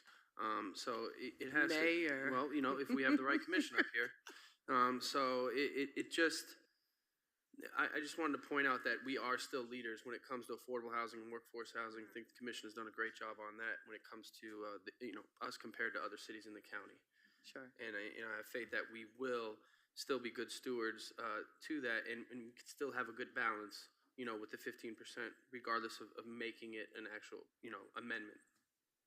Okay. Okay. So the recommendation would be to approve as is and take the two amendments that Commissioner James has made, if you decide to go with those, in the next ordinance, and I'll tell you where to put them. Okay. Yes, thank you. Okay, so I have the motion. Motion to approve As is. as is. As I amended it. No, that's on the next. The next The next item. We're approving this as is right now. So Yeah. your Okay. motion is to approve as is, right, Commissioner? No, I don't want to motion that then. Okay. I'll make That's a what I wanted motion. to- Go ahead, Vice Mayor. And then I'll make a motion to approve as is. Motion to approve as is. Do I have a second? I have a second from Commissioner Salvino. All in favor say aye. You need to go through the list. All right, yeah, please make this a vote, Laura. Hold on one second. sorry. Go ahead, Commissioner. No? Commissioner James? No. Commissioner Salvino? Yes. Vice Mayor Llewellyn? Yes. Mayor Ryan? Yes. Mayor, the motion carries 3-2. All right, thank you very much. Okay, Eve, 12.4. Let's have it. All right, an ordinance of the City Commission amending Chapter 28, the Land Development Code at Part 3, Special Zoning District, Subpart 1, Community Redevelopment Area, CRA, form-based zoning districts to provide specific regulations for the 4,000 rack units authorized by Broward County to allocate to the CRA form-based code zoning district through the city comprehensive plan amendment to be adopted December 2023 to provide for a specific form-based regulation for the 4,000 new rack units and providing for a vesting of the 2010 rack units approved under ordinance 2010-07 adopted on September 28, 2010 under the regulations of this subpart as they existed in supplement 154 of the Dania Beach Code of Ordinances dated November 30th, 2022, published by Municode Corporation, and specifically amending the CRA form-based code for the 4,000 units to eliminate incentives, provide for mandatory green code requirements and clarifications, including the following revisions, amending 300-30, how to determine the buildable lot area of lot allowable density and building height, amending 360, entitled Other Building Development Regulations, amending 300-80, intent, 30120, applicability, 30140, site plan procedures, 30150, variations in design, procedures for review of design variations, amending 303, Article 303, district development standards, 30330, illustrated development standard definitions and interpretation, amending 30340, city center district, section 30350, the Neighborhood Mixed Use District, 30360, the East Dania Beach Boulevard Mixed Use District, 30370, the Beach Gateway Mixed Use District, 30380, the Federal Highway Corridor Mixed Use District, 30390, the Neighborhood Residential District, 30310, Marine District, 304, Building Height and Transition Regulations, 30410 generally, 30420, Rules of Height Transition from Residential Zoning Districts, striking Section 30430, Rules of Height Transition adjacent to the FEC Railroad Corridor, renaming 305 Incentives to Sustainability Building Requirements, striking 30510, Applicability, striking 320, 330, 340, 350, to create sustainable building practices, creating a new section 30510, applicability, creating a new section 30520, green building and green building practices, creating a new section 30530, third-party certification required, striking 30560, providing for public parking, striking 30570, incentives for public parks, providing for codification, conflict, severability, and effective date. And my little speech earlier about the map, this is for the Beach Gateway Mixed Use District. This is going to be substitution. There were just a couple of typos as to the legend. East So we're Dania Beach correcting that. Boulevard. East Dania Beach Boulevard mixed use. Thank you. And I'm going to read into the record the amendments that would be proposed both by Commissioner James and by staff as to the various items amending 300-30, which is called How to Determine the Buildable Area of a Lot, Allowable Density, and Building Height. We would add a subsection D, which states, no variances to the height restrictions or density shall be authorized. This is a city edit. Item E, utilizing the 400 rack units from the comp plan must be in accordance with the allocation designated by use of single-family or multifamily, unless the city commission, after notice pursuant to section 61020 of the Land Development Regulations, holds a public hearing to authorize a reallocation of the rack units by a 4/5 vote of the city commission. Also by Commissioner James, it would be a subsection F of the 15% rack units identified in the comp plan for affordability. The entire 15% shall be utilized for low-income housing purposes, 80% AMI or lower. Good evening, Corinne LaJoy, Community Development Director.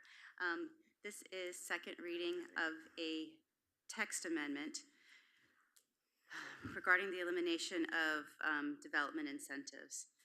So in 2010, the City Commission adopted our current form-based zoning code regulations. Initially, the city's goal was to attract and entice development in Dania Beach at a time when little to no development was occurring in the city. The existing land development regulations identify several incentives which, if utilized by a developer, can double building height and density permitted on the property. These incentives include public open space, obtainable housing, sustainable building practices, public parking payment in lieu, and public parks payment in lieu.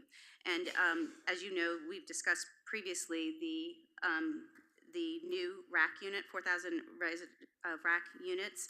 15% is set aside for affordable housing, which will help offset the loss of that attainable housing incentive.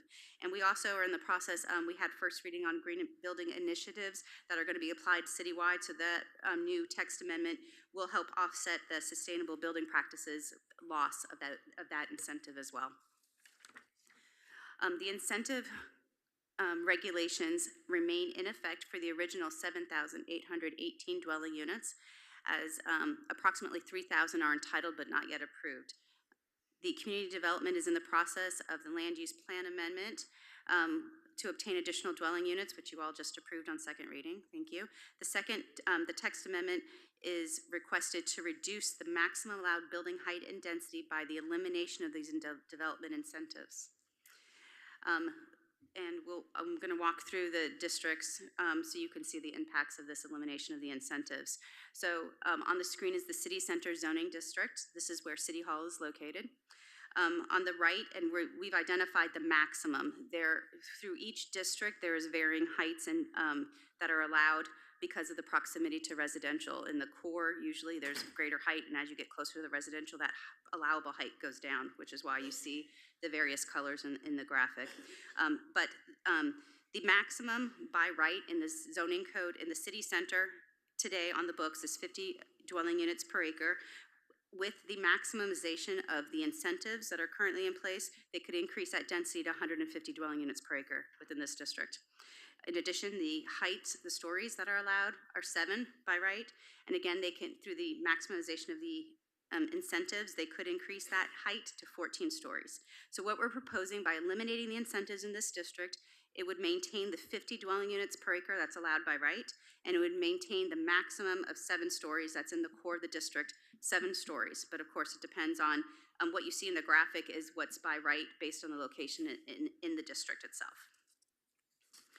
So the next is the East Dania Beach Boulevard Mixed Use Zoning District. This is the graphic that has been updated in the ordinance as well. So the same here, we're proposing the elimination of the incentives, which will reduce the maximum height and maximum density that could be achieved. So the green is would be capped at 4 stories. There's a brown area where the old Winn-Dixie Plaza and the casino is located. That's a maximum of 7. Those are larger parcels further away from single family. That's why you have additional height at those locations. And the maximum density is 35 units per acre because that's where it is existing today. The next district is the Gateway Zoning District. This is further east on East Dania Beach Boulevard. And these parcels would be limited to 7 stories by right, which exists today. Through the elimination of the incentives, we would be at 7. And the density as well, through the elimination of the incentives, would be limited to 50 units per acre. There's no varying height in this district because there's no single-family residential that touches these properties, so that we don't have to worry about how they are compatible and how they start stepping down to those neighborhoods. South Federal Highway Mixed Use Zoning District runs down South Federal Highway. And again, through the elimination of the incentives, the maximum height that could be achieved would be, it's 2 to 4 stories. So 4 stories along the corridor, but as you get behind those properties closer to the neighborhoods, you step down to 2 stories. And elimination of the incentives, that's where they would be held at. The dwelling units per acre would be held at 25 units per acre. We've included the neighborhood mixed use zoning district because it's another mixed-use zoning district, but really there's no changes that are occurring here. You're allowed 1 to 2 dwelling units depending on the property size, and it would be limited to 3 stories. Currently, it gives a range of 2 to 3 stories, but we're capping it at 3 stories. We think that's a good transition next to a residential property, which would be allowed 2 stories anyway. The Planning and Zoning Board previous action on September 20th of 2023, the Planning and Zoning Board unanimously recommended approval of the ordinance to the City Commission 5-0. City Commission previous action on September 26th of 2023, the City Commission approved this amendment on first reading 5-0. Community Development Department recommends approval of the proposed text amendment on second and final reading. And Eve, the City Attorney, has gone through the changes identified in the resolution, in the ordinance that are identified on the dais for you as well. I'm available if you have any questions. Thank you, Corinne. Thank you. Yeah. Okay, this is a public hearing, and we have some members of the public lined up already for this item. Ms. Ford, you want to speak on this item? All right, I'll give you first go. Please state your name and address. Thank you. Kimberly Ford, 22 Southwest Fifth Avenue. First of all, I want to say thank you for your diligence, the staff, but also I appreciate the comments from Commissioner James and Commissioner Davis, advocates for affordable housing, and also for those of us who are also interested in single-family housing. So thank you for your advocacy on that behalf. Having said that, I wanted to speak to the elimination of the incentives because, like many citizens, I have been concerned about large-scale development in Dania. But as a property owner, now we're at the place where we want to do some more moderate development, and the removal of the incentives may prohibit that happening. So in terms of this ordinance, which eliminates incentives, I'm asking, or we're asking, if there can be a revision retaining the incentives, but with a cap of 7 stories, so that there is an ability to have medium density or moderate density in the city. For instance, there's a property that we have that has city center zoning. It, at present, even with incentives, allows 2 stories plus 2, so that's 4. But when those incentives goes away based on what was just presented, we would have at best 3 stories. And what I'm saying to you is that zoning doesn't allow us to do single family, doesn't allow us to do duplexes. So we're not able to do the lowest of density, nor can we do higher density. It's almost like taking away the floor and the ceiling. And it leaves very little opportunity to do development for those of us who have smaller properties. Now, I will say this. I appreciate the proclamation from the Vice Mayor and from the Commission for Women's History Month. You mentioned my grandmother, Leola Collins. Our family has been in Dania continuously since about 1907. So we've seen a lot of development or things happen over time. In our neighborhoods, however, with smaller parcels, we want to be able to do development and have the opportunity to do it in a way that's financially feasible for us. For some of the larger parcels or larger developers, they can do some of these things. But for some of us who are looking at more moderate projects, we need those incentives. And that's what we're asking for. And I appreciate your time. Thank you, Mrs. Ford. Did you want to speak or no? You want to speak? Commissioner James? Yes, thank you, Mrs. Ford. I spoke with her at length, and I do understand exactly where she's coming from, and I do understand that there are some separate opportunities that would allow Mrs. Ford to be successful in what she is looking to accomplish. And before we have any other, I know we have other speakers that may want to speak, but I just want to put my motion out there on the floor that I think our city attorney read earlier with those amendments, unless y'all want me to read them again. Yeah, we have more. Yeah. Yep. Okay, yeah, we have the motion on the record. Thank you. All right, next we're gonna go to Catherine Christopher. Please state your name and address. Catherine Wilkins Christopher. Wait. Catherine Wilkins Christopher, 55 Southwest 14th Street, so I guess we're neighbors. And the the person that just spoke before me seems to be a lot more educated about this whole entire issue than I am, but I think we're on the same page, being neighbors. On my street, there's several people that have, it's zoned single family, but there's, to the right of me and to the left of me, there's multiple dwellings on the same size lot that I have. And I had been considering building a second dwelling on my lot, but from what I've read on the website for the city, it's my understanding that I can't do that. And I thought with this new rezoning, with all of these extra units being allotted, that I would perhaps now be able to do that. But now from what I'm hearing today, it sounds like I would not be able to do that. So I guess I just have a lot of questions, and I'm wondering where I go to find out. Just Those two ladies right there. okay.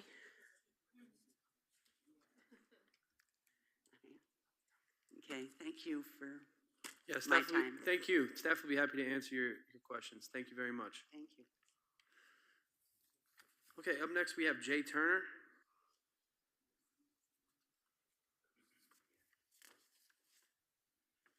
Hi, Jay Turner. Please state your name and address, sir. I'm from Birmingham, Alabama, and I'm representing the property 768 East Danny Beach Boulevard. Dennis Mealy is helping us with a proposal for you that he'll come and speak after me a little bit later. The thing that I wanted to say is that as it relates to our ownership in the property, our owners invested in the property in I think we closed in 2021. And the rules and the regulations that you had in place for these bonuses on density and on height, they're capitalized into our investment. We've got that investment in that property. And so to modify or change the rules is going to have an impact on the value of our investment there. And I would just like to ask the group to put a pause on what you're doing and maybe rethink what the financial impact is going to be to our group, from the standpoint that as a parcel and as a property, our owners, they own the property, and then a separate company operates the retail store that is on the property. Combined on an annual basis, the taxes that come from that property is about $600,000 a year, every year, and that's pretty significant. And so I would just want you to think about that. That's an annual amount of taxes that they're generating, which is a good thing all the way around. And, we're not opposed to the idea that you want a lower density, change the value of the property. But if that's going to be the case, perhaps, at least in our situation, we could look at a rebate on the taxes that we're generating annually to recapture that loss in value and that loss. And then the other thing is that we financed the property. And when we financed it, we did it with a lender, and a lender appraised that property. And so it would also have an impact in the lending community. So anyway, that's what I have to say. Thank you all. Thank you, Mr. Turner. Up next, Mr. Mealy. Name and address, sir. Mayor, I have a couple of slides, if I could ask to put them up. My name is Dennis Mealy. There it is right there. 200 East Broward Boulevard, Fort Lauderdale. And I'm here representing 700 East Dania Beach Boulevard, which is Ryan Ventures, and 768 East Dania Beach Boulevard, which is the PGP property where the TNT store is. My co-counsel on the 768 property is Ron Book, but he could not be here this evening. So this is a map showing the Gateway mixed-use district where we are located. And you see that there are 15 properties in that district. Many of them are owned, many properties owned by a single entity. So for example, properties 3, 4, 14, and 15 are all conservation. There will be no development on those 4 parcels. Properties 5 and 9 are either already developed or under construction. And then properties 6, 10, and 12 are approved for development. And all of these are approved, of course, at the current level, which allows you to go from 50 units an acre to 100 if you use the incentives, or to go from 7 stories to 14 if you use the incentives. What we are requesting on behalf of 700 East Dania Beach Boulevard and 768 East Dania Beach Boulevard is to go to 8 stories instead of 7. Now, why do we say 8? Under the building code, the difference between mid-rise construction and high-rise is when you go from 8 stories to 9. That's also true under the county code for the purposes of plats and impact fees and so on. So the break point for construction purposes is when you go from 8 to 9. So we're asking you, instead of 7, which is what this district would have if the ordinance is passed as currently written, we're asking you to make it 8. And in terms of the density, currently it's 50 units an acre. With incentives, you could go up to 100. We believe that with an 8-story building, we can build 75 units an acre, make everything fit, and meet your other standards. We're asking this because when you look around us, when you consider compatibility, and you look around us and what's been built and what is being built, we're going to have much taller buildings on either side of us. And we're hoping that we can preserve some of that. You heard from Jay as to some of the financial issues they face. That same thing will be true for the 700 East Dania Beach Boulevard property, the Ryan Ventures property. If you have any questions, I'd be happy to answer them, and I appreciate the opportunity to speak. Thank you very much. Thank you. Any questions? Okay, no questions. Up next, we have Edwin J. Stacker. Sir, please state your name and address when you get up to the stand.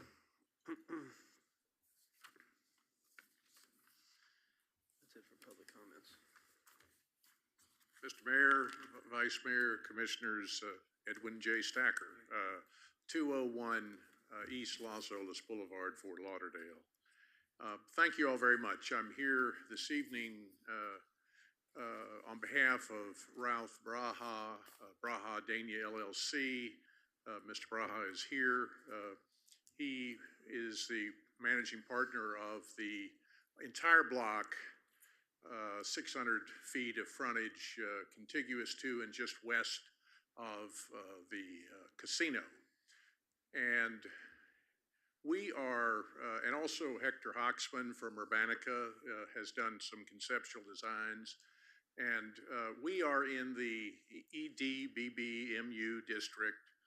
And we think that what is happening is going to actually render this redevelopment of this site economically infeasible.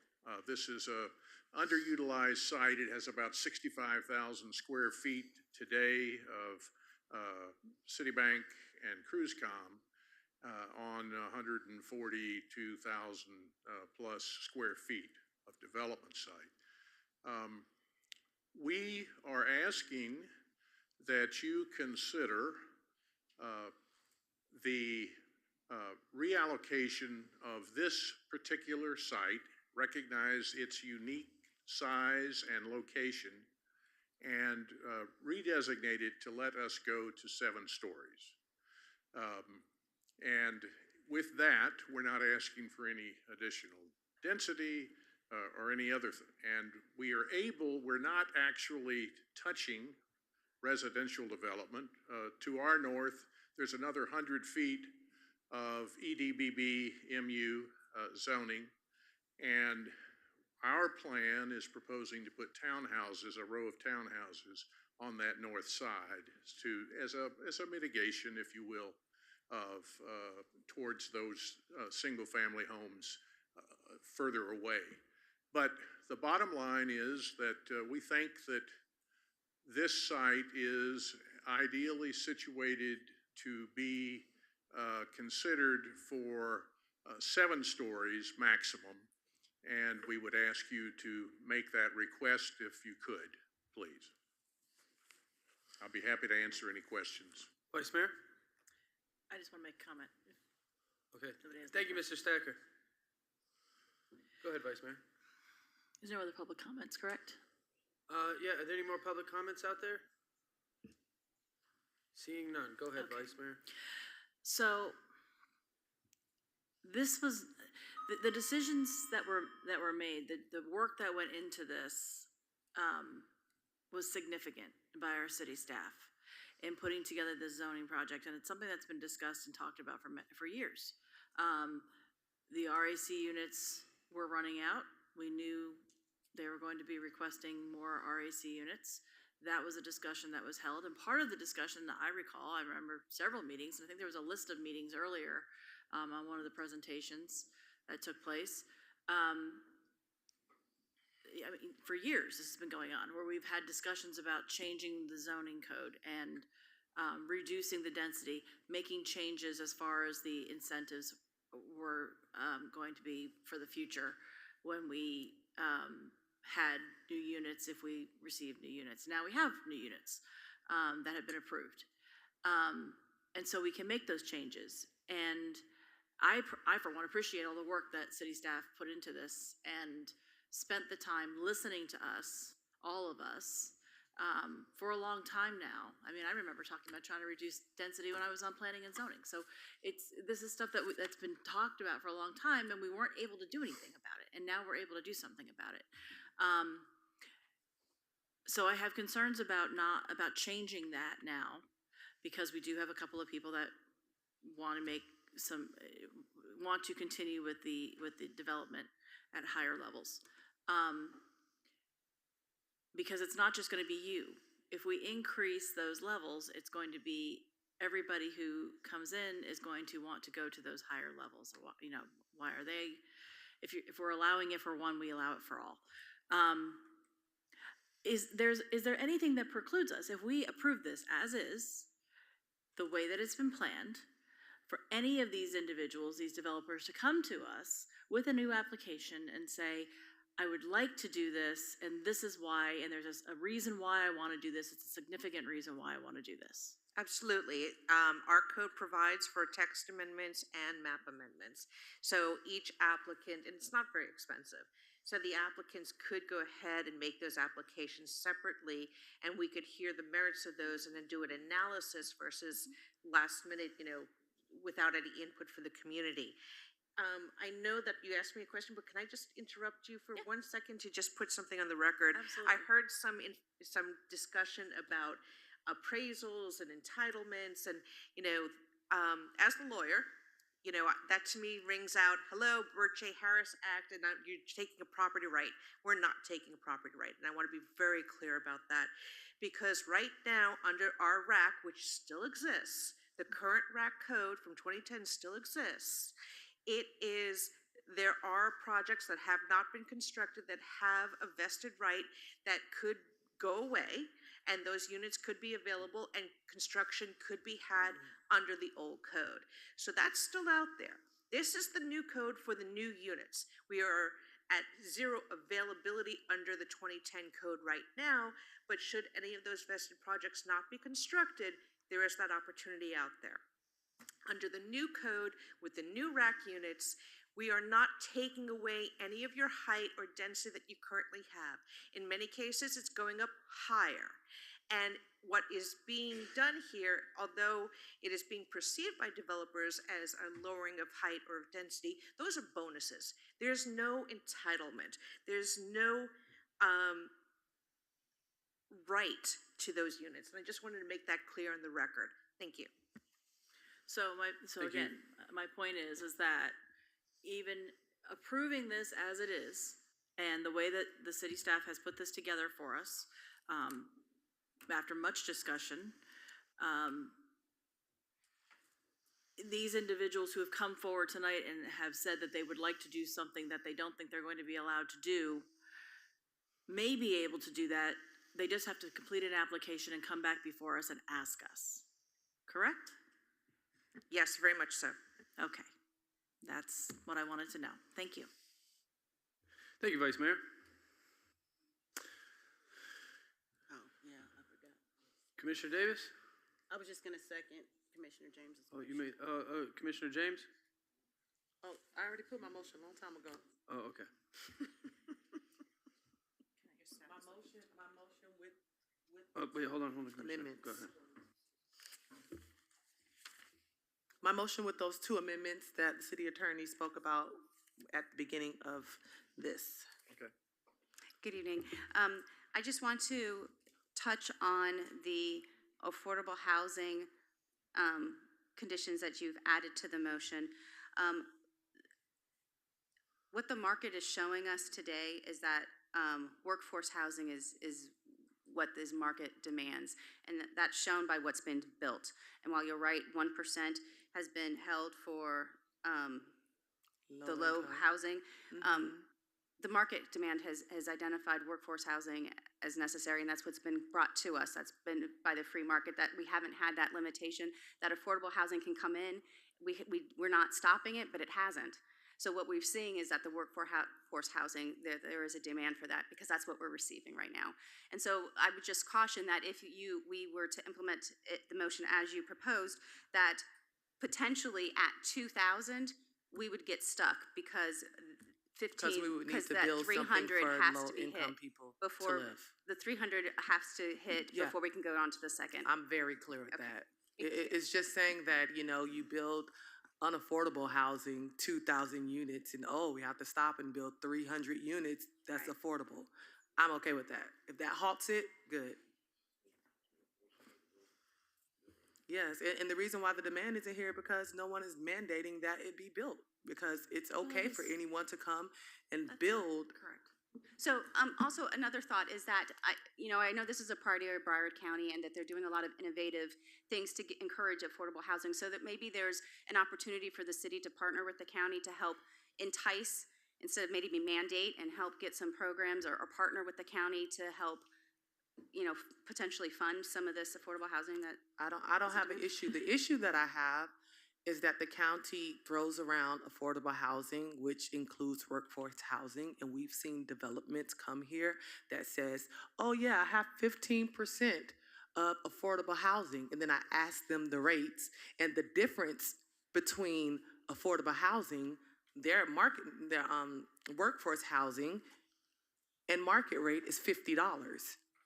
And so that's just a sexy term that they're trying to use to say that they're helping the people, but taking $50 off $3,000 a month for a 2-bedroom isn't really doing anything. And so I'm absolutely okay if we have to stop building for everyone else except for the people that's in this city that can afford to live here, and give something to our residents who are struggling, who can't afford, who are being pushed out because they can't afford to live here. So I'm very clear what it means. If you want to build in Dania Beach, please build for some of our residents to be able to live here. Thank you. Thank you, Commissioner James. Vice Mayor Loeb? So can I, just to piggyback on that, and I do appreciate that, and I do agree that we still should have some additional low-income affordable housing. But we also want to encourage school teachers and first responders and nurses, people like that, to come and live in the city, and that's not low income, that's workforce. So I'm just saying that I think the proposal should be, yes, the 15% that is affordable housing, but say 50-50. Do 50% at the low income level, 50% at the workforce level. And then this way, it's at least, you're encouraging a variety of people, the people that do live here, the people that live here, and that we want to live here as well, that are working in these jobs. And I think if you're saying the full amount is strictly for low income, when we are leaders in the county as far as that is concerned, that I'm just concerned that we're going to end up precluding housing for people that do live here, or that really want to live here, that we want to live here in the workforce, that will come here and go work within Dania Beach or in the nearby cities. That's my only concern with that. I'm not saying even the upper end of it. I'm saying just, anyway, I've made my comments. Thank you, Vice Mayor. Any other comments? All right, we have a motion. Do we have a second? Commissioner Davis? All right, motion and second. All right, let's clarify. Could you read the amendments one more time? Sure. So the amendment, I assume Commissioner James will take this friendly amendment, will include the map amendment. That is the correction. The city's amendment by staff that no variances as to the height restrictions or density shall be authorized. Then a separate section utilizing of the 4,000 rack units from the comprehensive plan must be in accordance with the allocation designated by use, single family or multifamily, unless the city commission, after notice pursuant to section 61020 of the land development regulations, after holding a public hearing to authorize a reallocation of the units by a 4/5 vote of the city commission. The next amendment would be, of the 15% rack units that are required for affordability, the entire 15% shall be utilized for low-income housing purposes, 80 AMI or lower. Okay, I have a motion and a second. Alora, please call it to a vote. Commissioner Davis? Yes. Commissioner James? Yes. Commissioner Salvino? Yes. Vice Mayor Llewellyn? Yes. Mayor Ryan? Yes. Mayor, the motion carries. All right, the motion carries. Thank you. Okay, that was a major undertaking, and I think the community will be pleased. All right, item 12.5 is going to be continued to the April 9th meeting. I just have to read it, and you have to open it for public hearing on the Okay. continuance. Okay. An ordinance of the City Commission amending Chapter 28 of the Land Development Regulations, Article 206, Green Buildings Design Standards, and creating Section 20610 through 90, implementing the Green Building Standards, providing for severability, conflicts, and effective date. And this would be moved to the April 9th meeting. This is a public hearing. Does anybody wish to speak on this item? Okay, motion to continue. Go ahead, Commissioner James. Yep, I make a motion to continue item 12.5 to the April 9th. Okay, I have a meeting. motion to continue, and I have a second from Commissioner Salvino. All in favor, say aye. Aye. Aye, okay. Passes for the continuance. Okay, we already went through 12.6 and 12.7, so we are on item 12.8. Eve, 12.8. An ordinance of the City Commission amending Chapter 12 Flood Damage Prevention in order to amend the elevation requirements for all new and substantially improved residential and non-residential building structures, manufactured homes, and for other purposes. Adopting technical amendments to the Florida Building Code, providing for severability, codification, conflicts, and effective date, community development. Good evening, thank you. Eleanor Norina, Community Development Director. So this is second reading. This really is just adopting the new maps that become effective July 31st, 2024. I encourage any resident or property owner to reach out to us through flood@danabeachfl.gov if you want to inquire about your flood zone changing. We can also visit our website at flood safety webpage at danabeachfl.gov. So that's all I have. Thank you.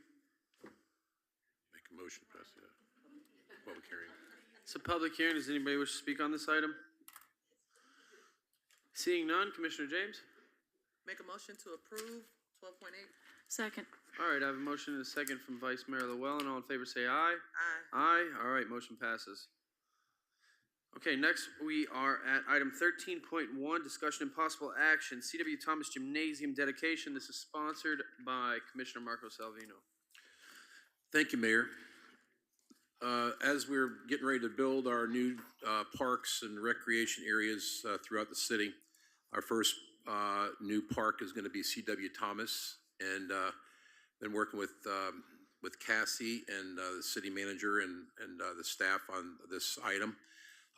You know, as a father and a grandfather to athlete girls, especially in this Women's History Month, very proud that these girls are out there playing sports. And I have to brag a little bit. My granddaughter pitched tonight against St. Thomas Aquinas and won 3-2. So just throw that out there. So anyhow, it's an exciting moment for all of us as parents that have a daughter that excels in sports.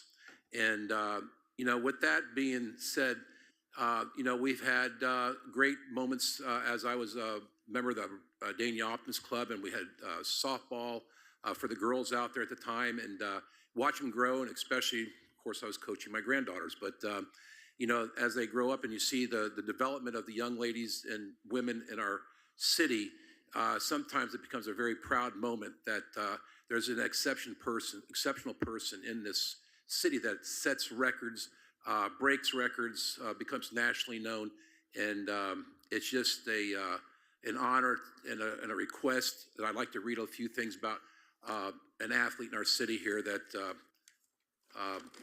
I'd like to maybe get some motion from the city. I mean, some what do you want? What? Consensus from the city if we can move forward with the naming of a gym, and I'd like to talk about that. Tamara, it's you. It's quite the essential definition of a South Florida legend.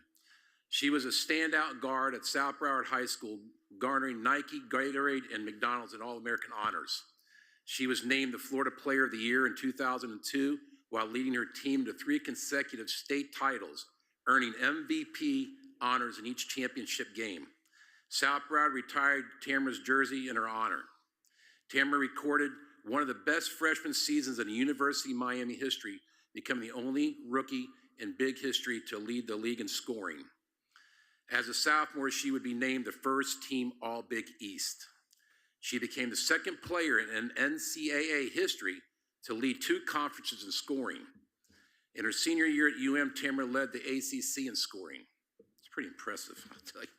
Tamara became the University of Miami's basketball all-time leader scorer when she suppressed the previous women's record, finishing her career at with 2,406 points and holds the records for the most free throws attempts made in her 3rd in career free throw percentage and 6 in steals. She was a 3-time all-conference selection and an all 3-time Associated Press honorable mention All-American, yes, okay. After graduating from Tamara established the Tamara James Foundation with the mission to help underprivileged children to participate in, excel in athletic pursuits. Tamara was first round pick, 8th overall by the Washington Mystics in the 2006 WNBA draft, and played professionally for 9 years, mostly overseas in Turkey, Spain, and Israel, helping her teams win 3 championships. In 2010, the University of Miami retired Tamara's jersey in her honor. In 2016, the University of Miami inducted Tamara to the University of Miami Hall of Fame. In 2019, Tamara James was inducted to the Broward Sports Hall of Fame. And as of now, Tamara James commenced her broadcasting career for the ACC Network and ESPN. I'm asking for consensus that Cassie's got a little presentation of some ideas for the gymnasium that we're building over at C.W. Thomas, and I'm asking for consensus from the commission to move forward with this to, give an honor to a super athlete in the city of Dania Beach.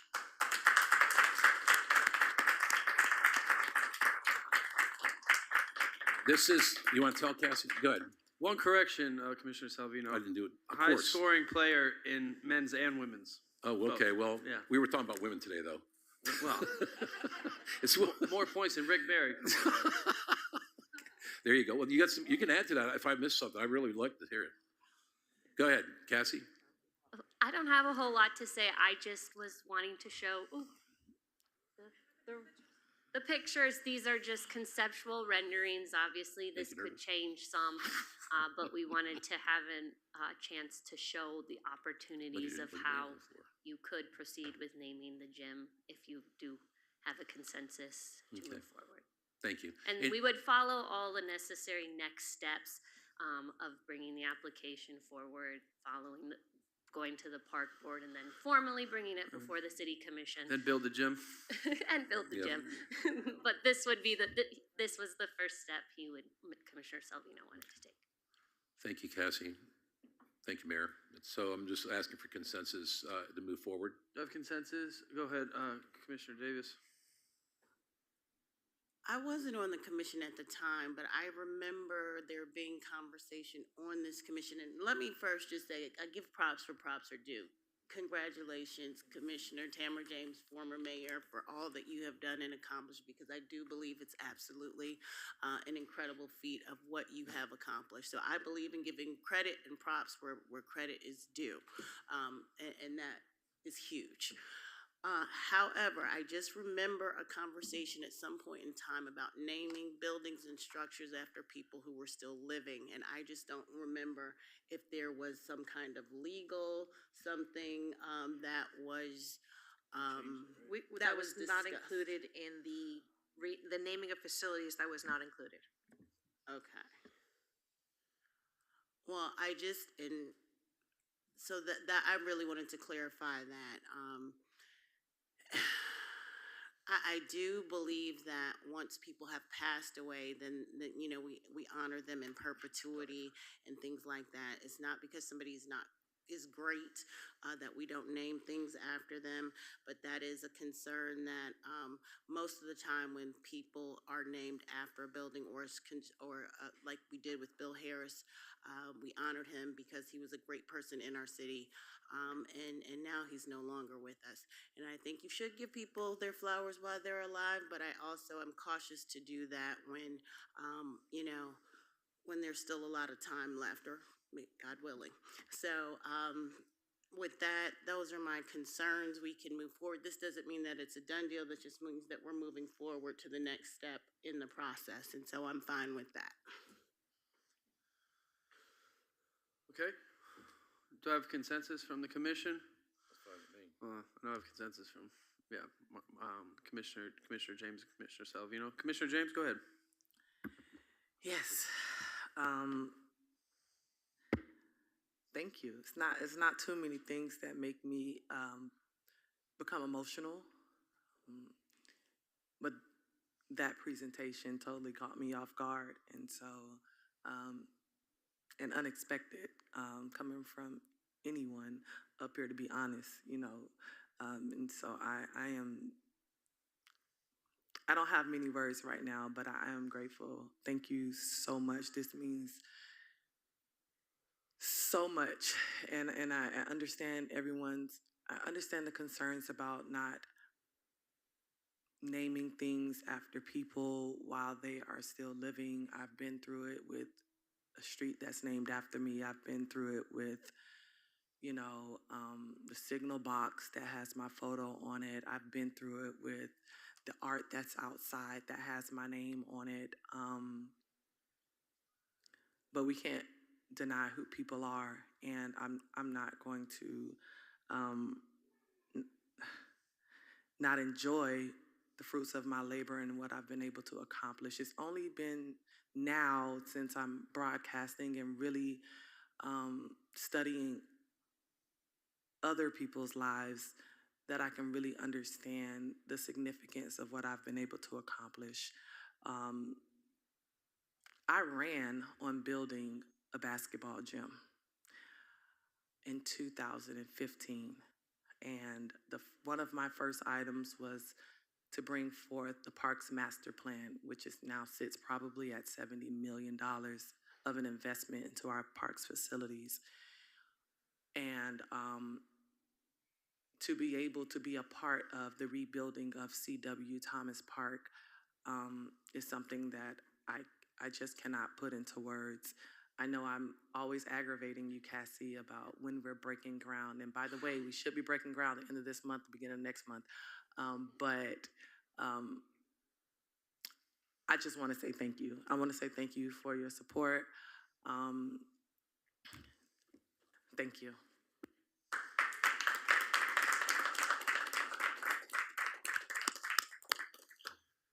Okay, looks like we have consensus, clerk, and congratulations. Congratulations, Commissioner James. Keep that good conduct record now, all right? Okay. Next, we have item 13.2.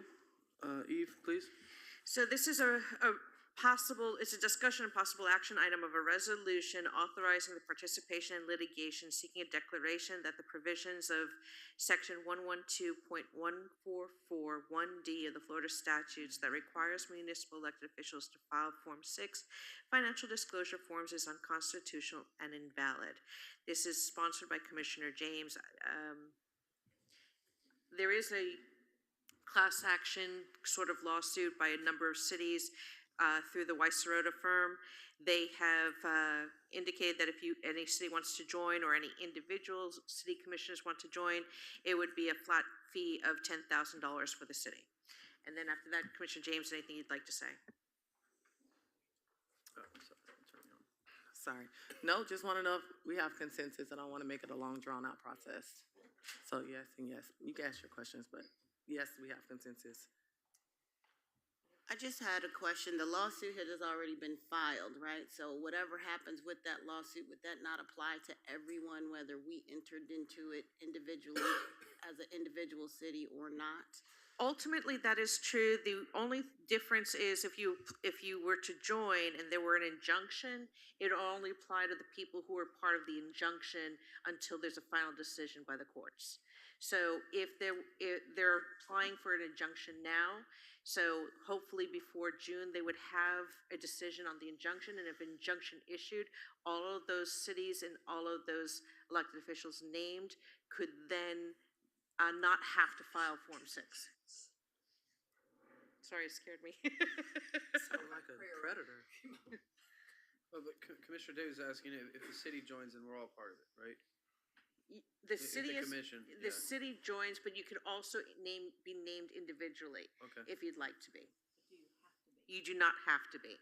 There's a theory in the court system that because it's Form 6 is for each individual, that each individual commissioner, it applies to each individual commissioner, which is why they have individual plaintiffs.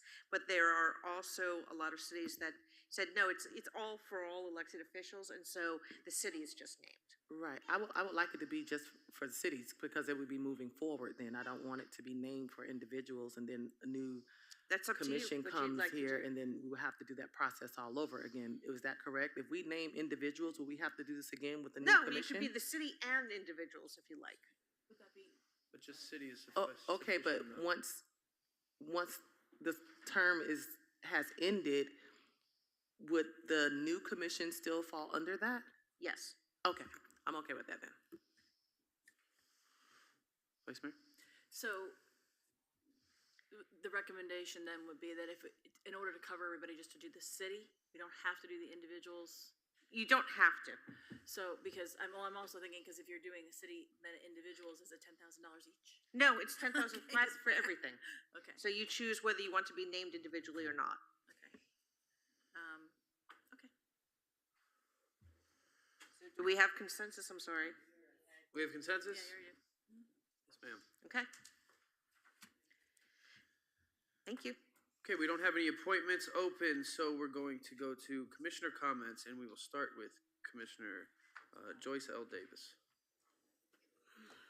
It's been a long day. I don't even know. Excuse me, Mr. Mayor? Can we introduce one of our newest deputies real quick? Sure, before commissioner comments? Heck yeah. It's Women's Month. Let's do it. You didn't get an award? Totally unexpected. I'm Deputy White. I've been here now 9 months. I'm on the midnight shift, and it's a pleasure to be here in Dania Beach. I love it here. And she was unexpected to come up here and talk. Thank you, Deputy White. Hi, bye. Real pleasure. We'll see you around, huh? Mayor, All right. I'm sorry. Since I have the resolution on, for this item, could I just get a motion a second so that we can have the proper record? Okay, let's go back to item 3.2. Yeah, please make we have a motion for item 3.2 from I make a Commissioner motion. James. Second. We have a second from from Vice Mayor Llewellyn. All in favor, say aye. Aye. Any opposed, say nay. Thank you so much. Thank you. Okay, back to Commissioner Davis.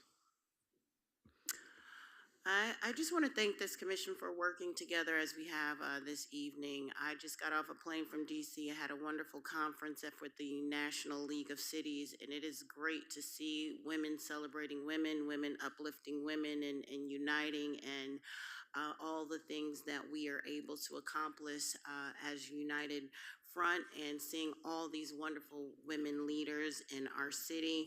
Not to leave the men out, but this is Women's History Month, and so we were able to celebrate that a little bit also in Washington, D.C. And that we had a lot of great conferences and a lot of great sessions that I'm going to talk to Chief Tarala about, because we talked about crime prevention and youth violence prevention, which is escalating every time that we have a meeting or a safety report. These incidents of youth violence are escalating, and so they have some new technology, some new things that were presented in the conference that I plan to bring back to the city. And with that, happy Women's History Month to all. Thank you. Yes, thank you. Very briefly, I enjoyed my time at the Art and Wine, the Seafood and Wine Festival. It was a really good time. As it expands, we're gonna have to figure out what we're gonna do to make sure that we're all comfortable, because I can see it growing, which is not a bad thing, but we need to make sure that we have adequate amount of space for that. I am going to ask the mayor, and I guess permission from the commission, or however you want to do it, post-dated, to give Collins a proclamation. They're celebrating their 65th anniversary. I think it would be, most appropriate for you to present them with a proclamation. So if you could work with the Collins family and staff to get that accomplished. So are you going to the parade? Yes. Okay, I won't be there, so if you can Sure. Do that, that would be awesome. And there are also going to be 2 community meetings. April, I think they're on your calendars already. I'm hosting with School Board Member Fogan Holy and the superintendent. Yes, 2 community meetings, one at Collins and one at Addicts. Maxine is going to put them on your calendars once we receive the graphics from the school board. Really to just hear from the community and the impacts that it will have if any of our schools should be shut down.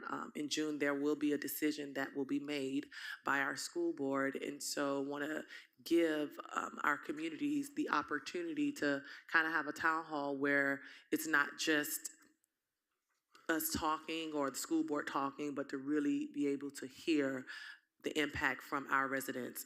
And so, Maxine, if you could put a hold on the calendars, and then we'll come back when we formally have the graphics to post it on social media, make sure we get the word out there, so we can really fight for our schools. We are approving, bless you, an additional 4,000 units. We have already approved a lot of units here. We have a lot of our kids coming to Dania Beach, and I think that we need to express to the school board that we need our schools open, and they may be a little underutilized right now, but with the influx of units that we have being built, we definitely need those.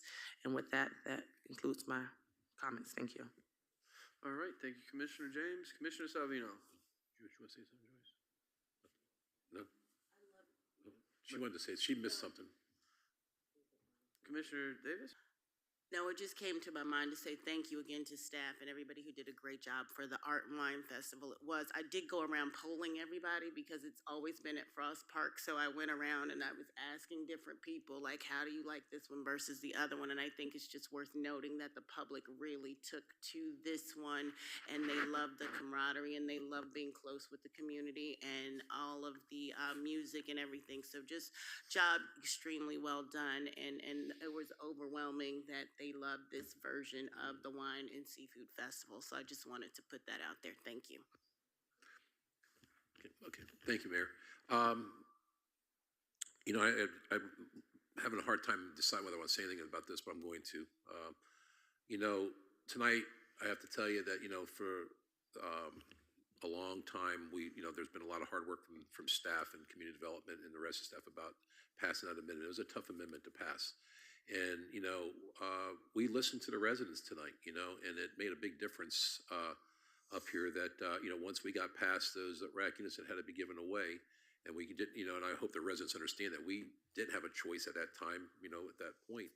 And so we listened, and now we passed that ordinance. And, I feel that the three people that were up here tonight, and I think Vice Mayor Llewellyn brought up, I think there's an opportunity for all three of them to come up here and possibly get some form of adjustment, because they are in a zone where everything is pretty much the same way. I hate to see anybody lose money, for any particular reason. And they're at fault a little bit too for not being there. But I think we did a good job tonight with that. I really think that we accomplished what we've been trying to get done here for the last couple of years with reducing the heights. We're giving the residents what they want, and there's a possibility that we can help them out down the road here. It just felt good tonight to get something that like this passed with 5-0 vote. It was a good feeling. The Dania After Dark, I have to commend administration and Parks and Recreation. Every time it gets bigger and better and stronger. And as Commissioner Davis just said, the residents are loving this too, and it gets better every time. And I had a lot of compliments on the bands. I don't know who was out there, but that said the last band was really popping. So I'll tell you what, it's so funny because I get out of the area and people come up and go, I got with my doctors today in Hollywood, and the two girls behind the counter go, "Man, you guys are popping in Dania." And I'm like, "Yeah, we are." So it's kind of neat that, here I am in Hollywood, my doctor's office, and two girls are telling me, "Oh, I can't wait to go back." So where do you live? They go, "We live in Dania." I said, but they're down the street. But it's just nice. It's such a good feeling to be up here working with the administration and the staff that are getting a lot of stuff done. So those are my comments for tonight. It's just a feel-good mood, that's all. Thank you, Commissioner Salvino. Vice Mayor? I'll be brief and I'm a little bit repetitive. I was thinking the same thing that you just said about the work that we did tonight. Congratulations to city staff. You guys have worked on this for so long, and y'all did a lot of work. I know a lot of it's you. Did a lot of work, a lot of research, spent a lot of time, and took a lot of heat also for all of this.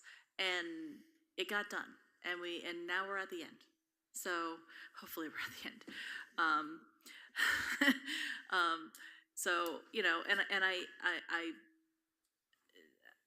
There were people that came up here tonight, whatever, that did have their issues, and I appreciate their issues, but they also have to realize that this is something that's been in the works for a long, long time.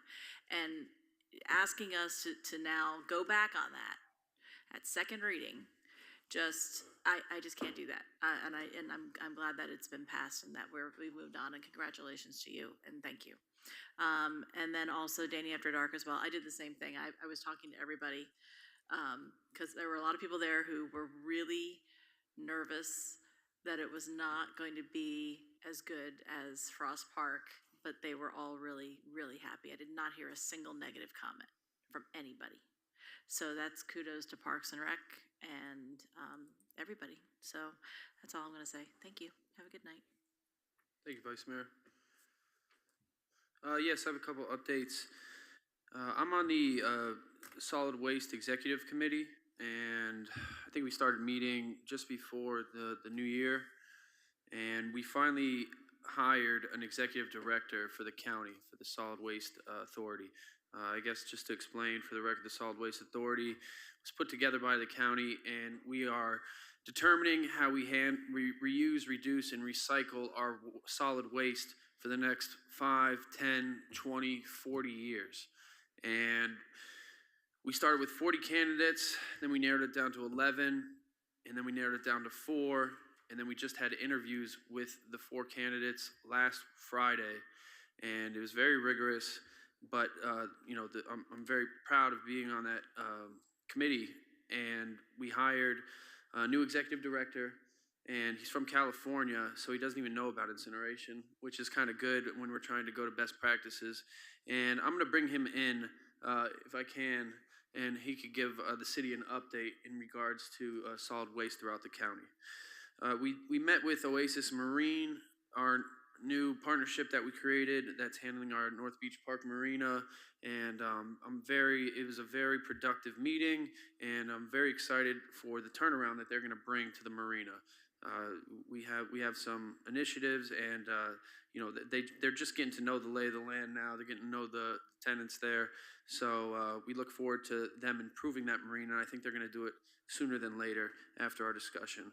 And we have a NFL superstar as well, since we're in the sports mode, named Tyler Huntley. He's the backup quarterback for the Baltimore Ravens. He was born and raised in Dania. He played football at C.W. Thomas Park. This man is a very well accomplished athlete. He's a current NFL professional athlete, and he came back to Dania, and he gave back to the community. And he had a Tyler Huntley Day. The commission supported it and approved it. This man, he paid for it all himself. He brought out NFL superstars as well with him, like Zay Flowers, one of his receivers, and Lamar Jackson as well, who happens to be the NFL MVP this year. So, big kudos to our superstars that return and give back to the community and show the children that this is what I said. Dania Beach, we produce fighters, we produce champions, and we produce hard workers, and we're very proud of that. And we also produce very community-oriented individuals. With that, happy St. Patrick's Day, everybody. Meeting adjourned.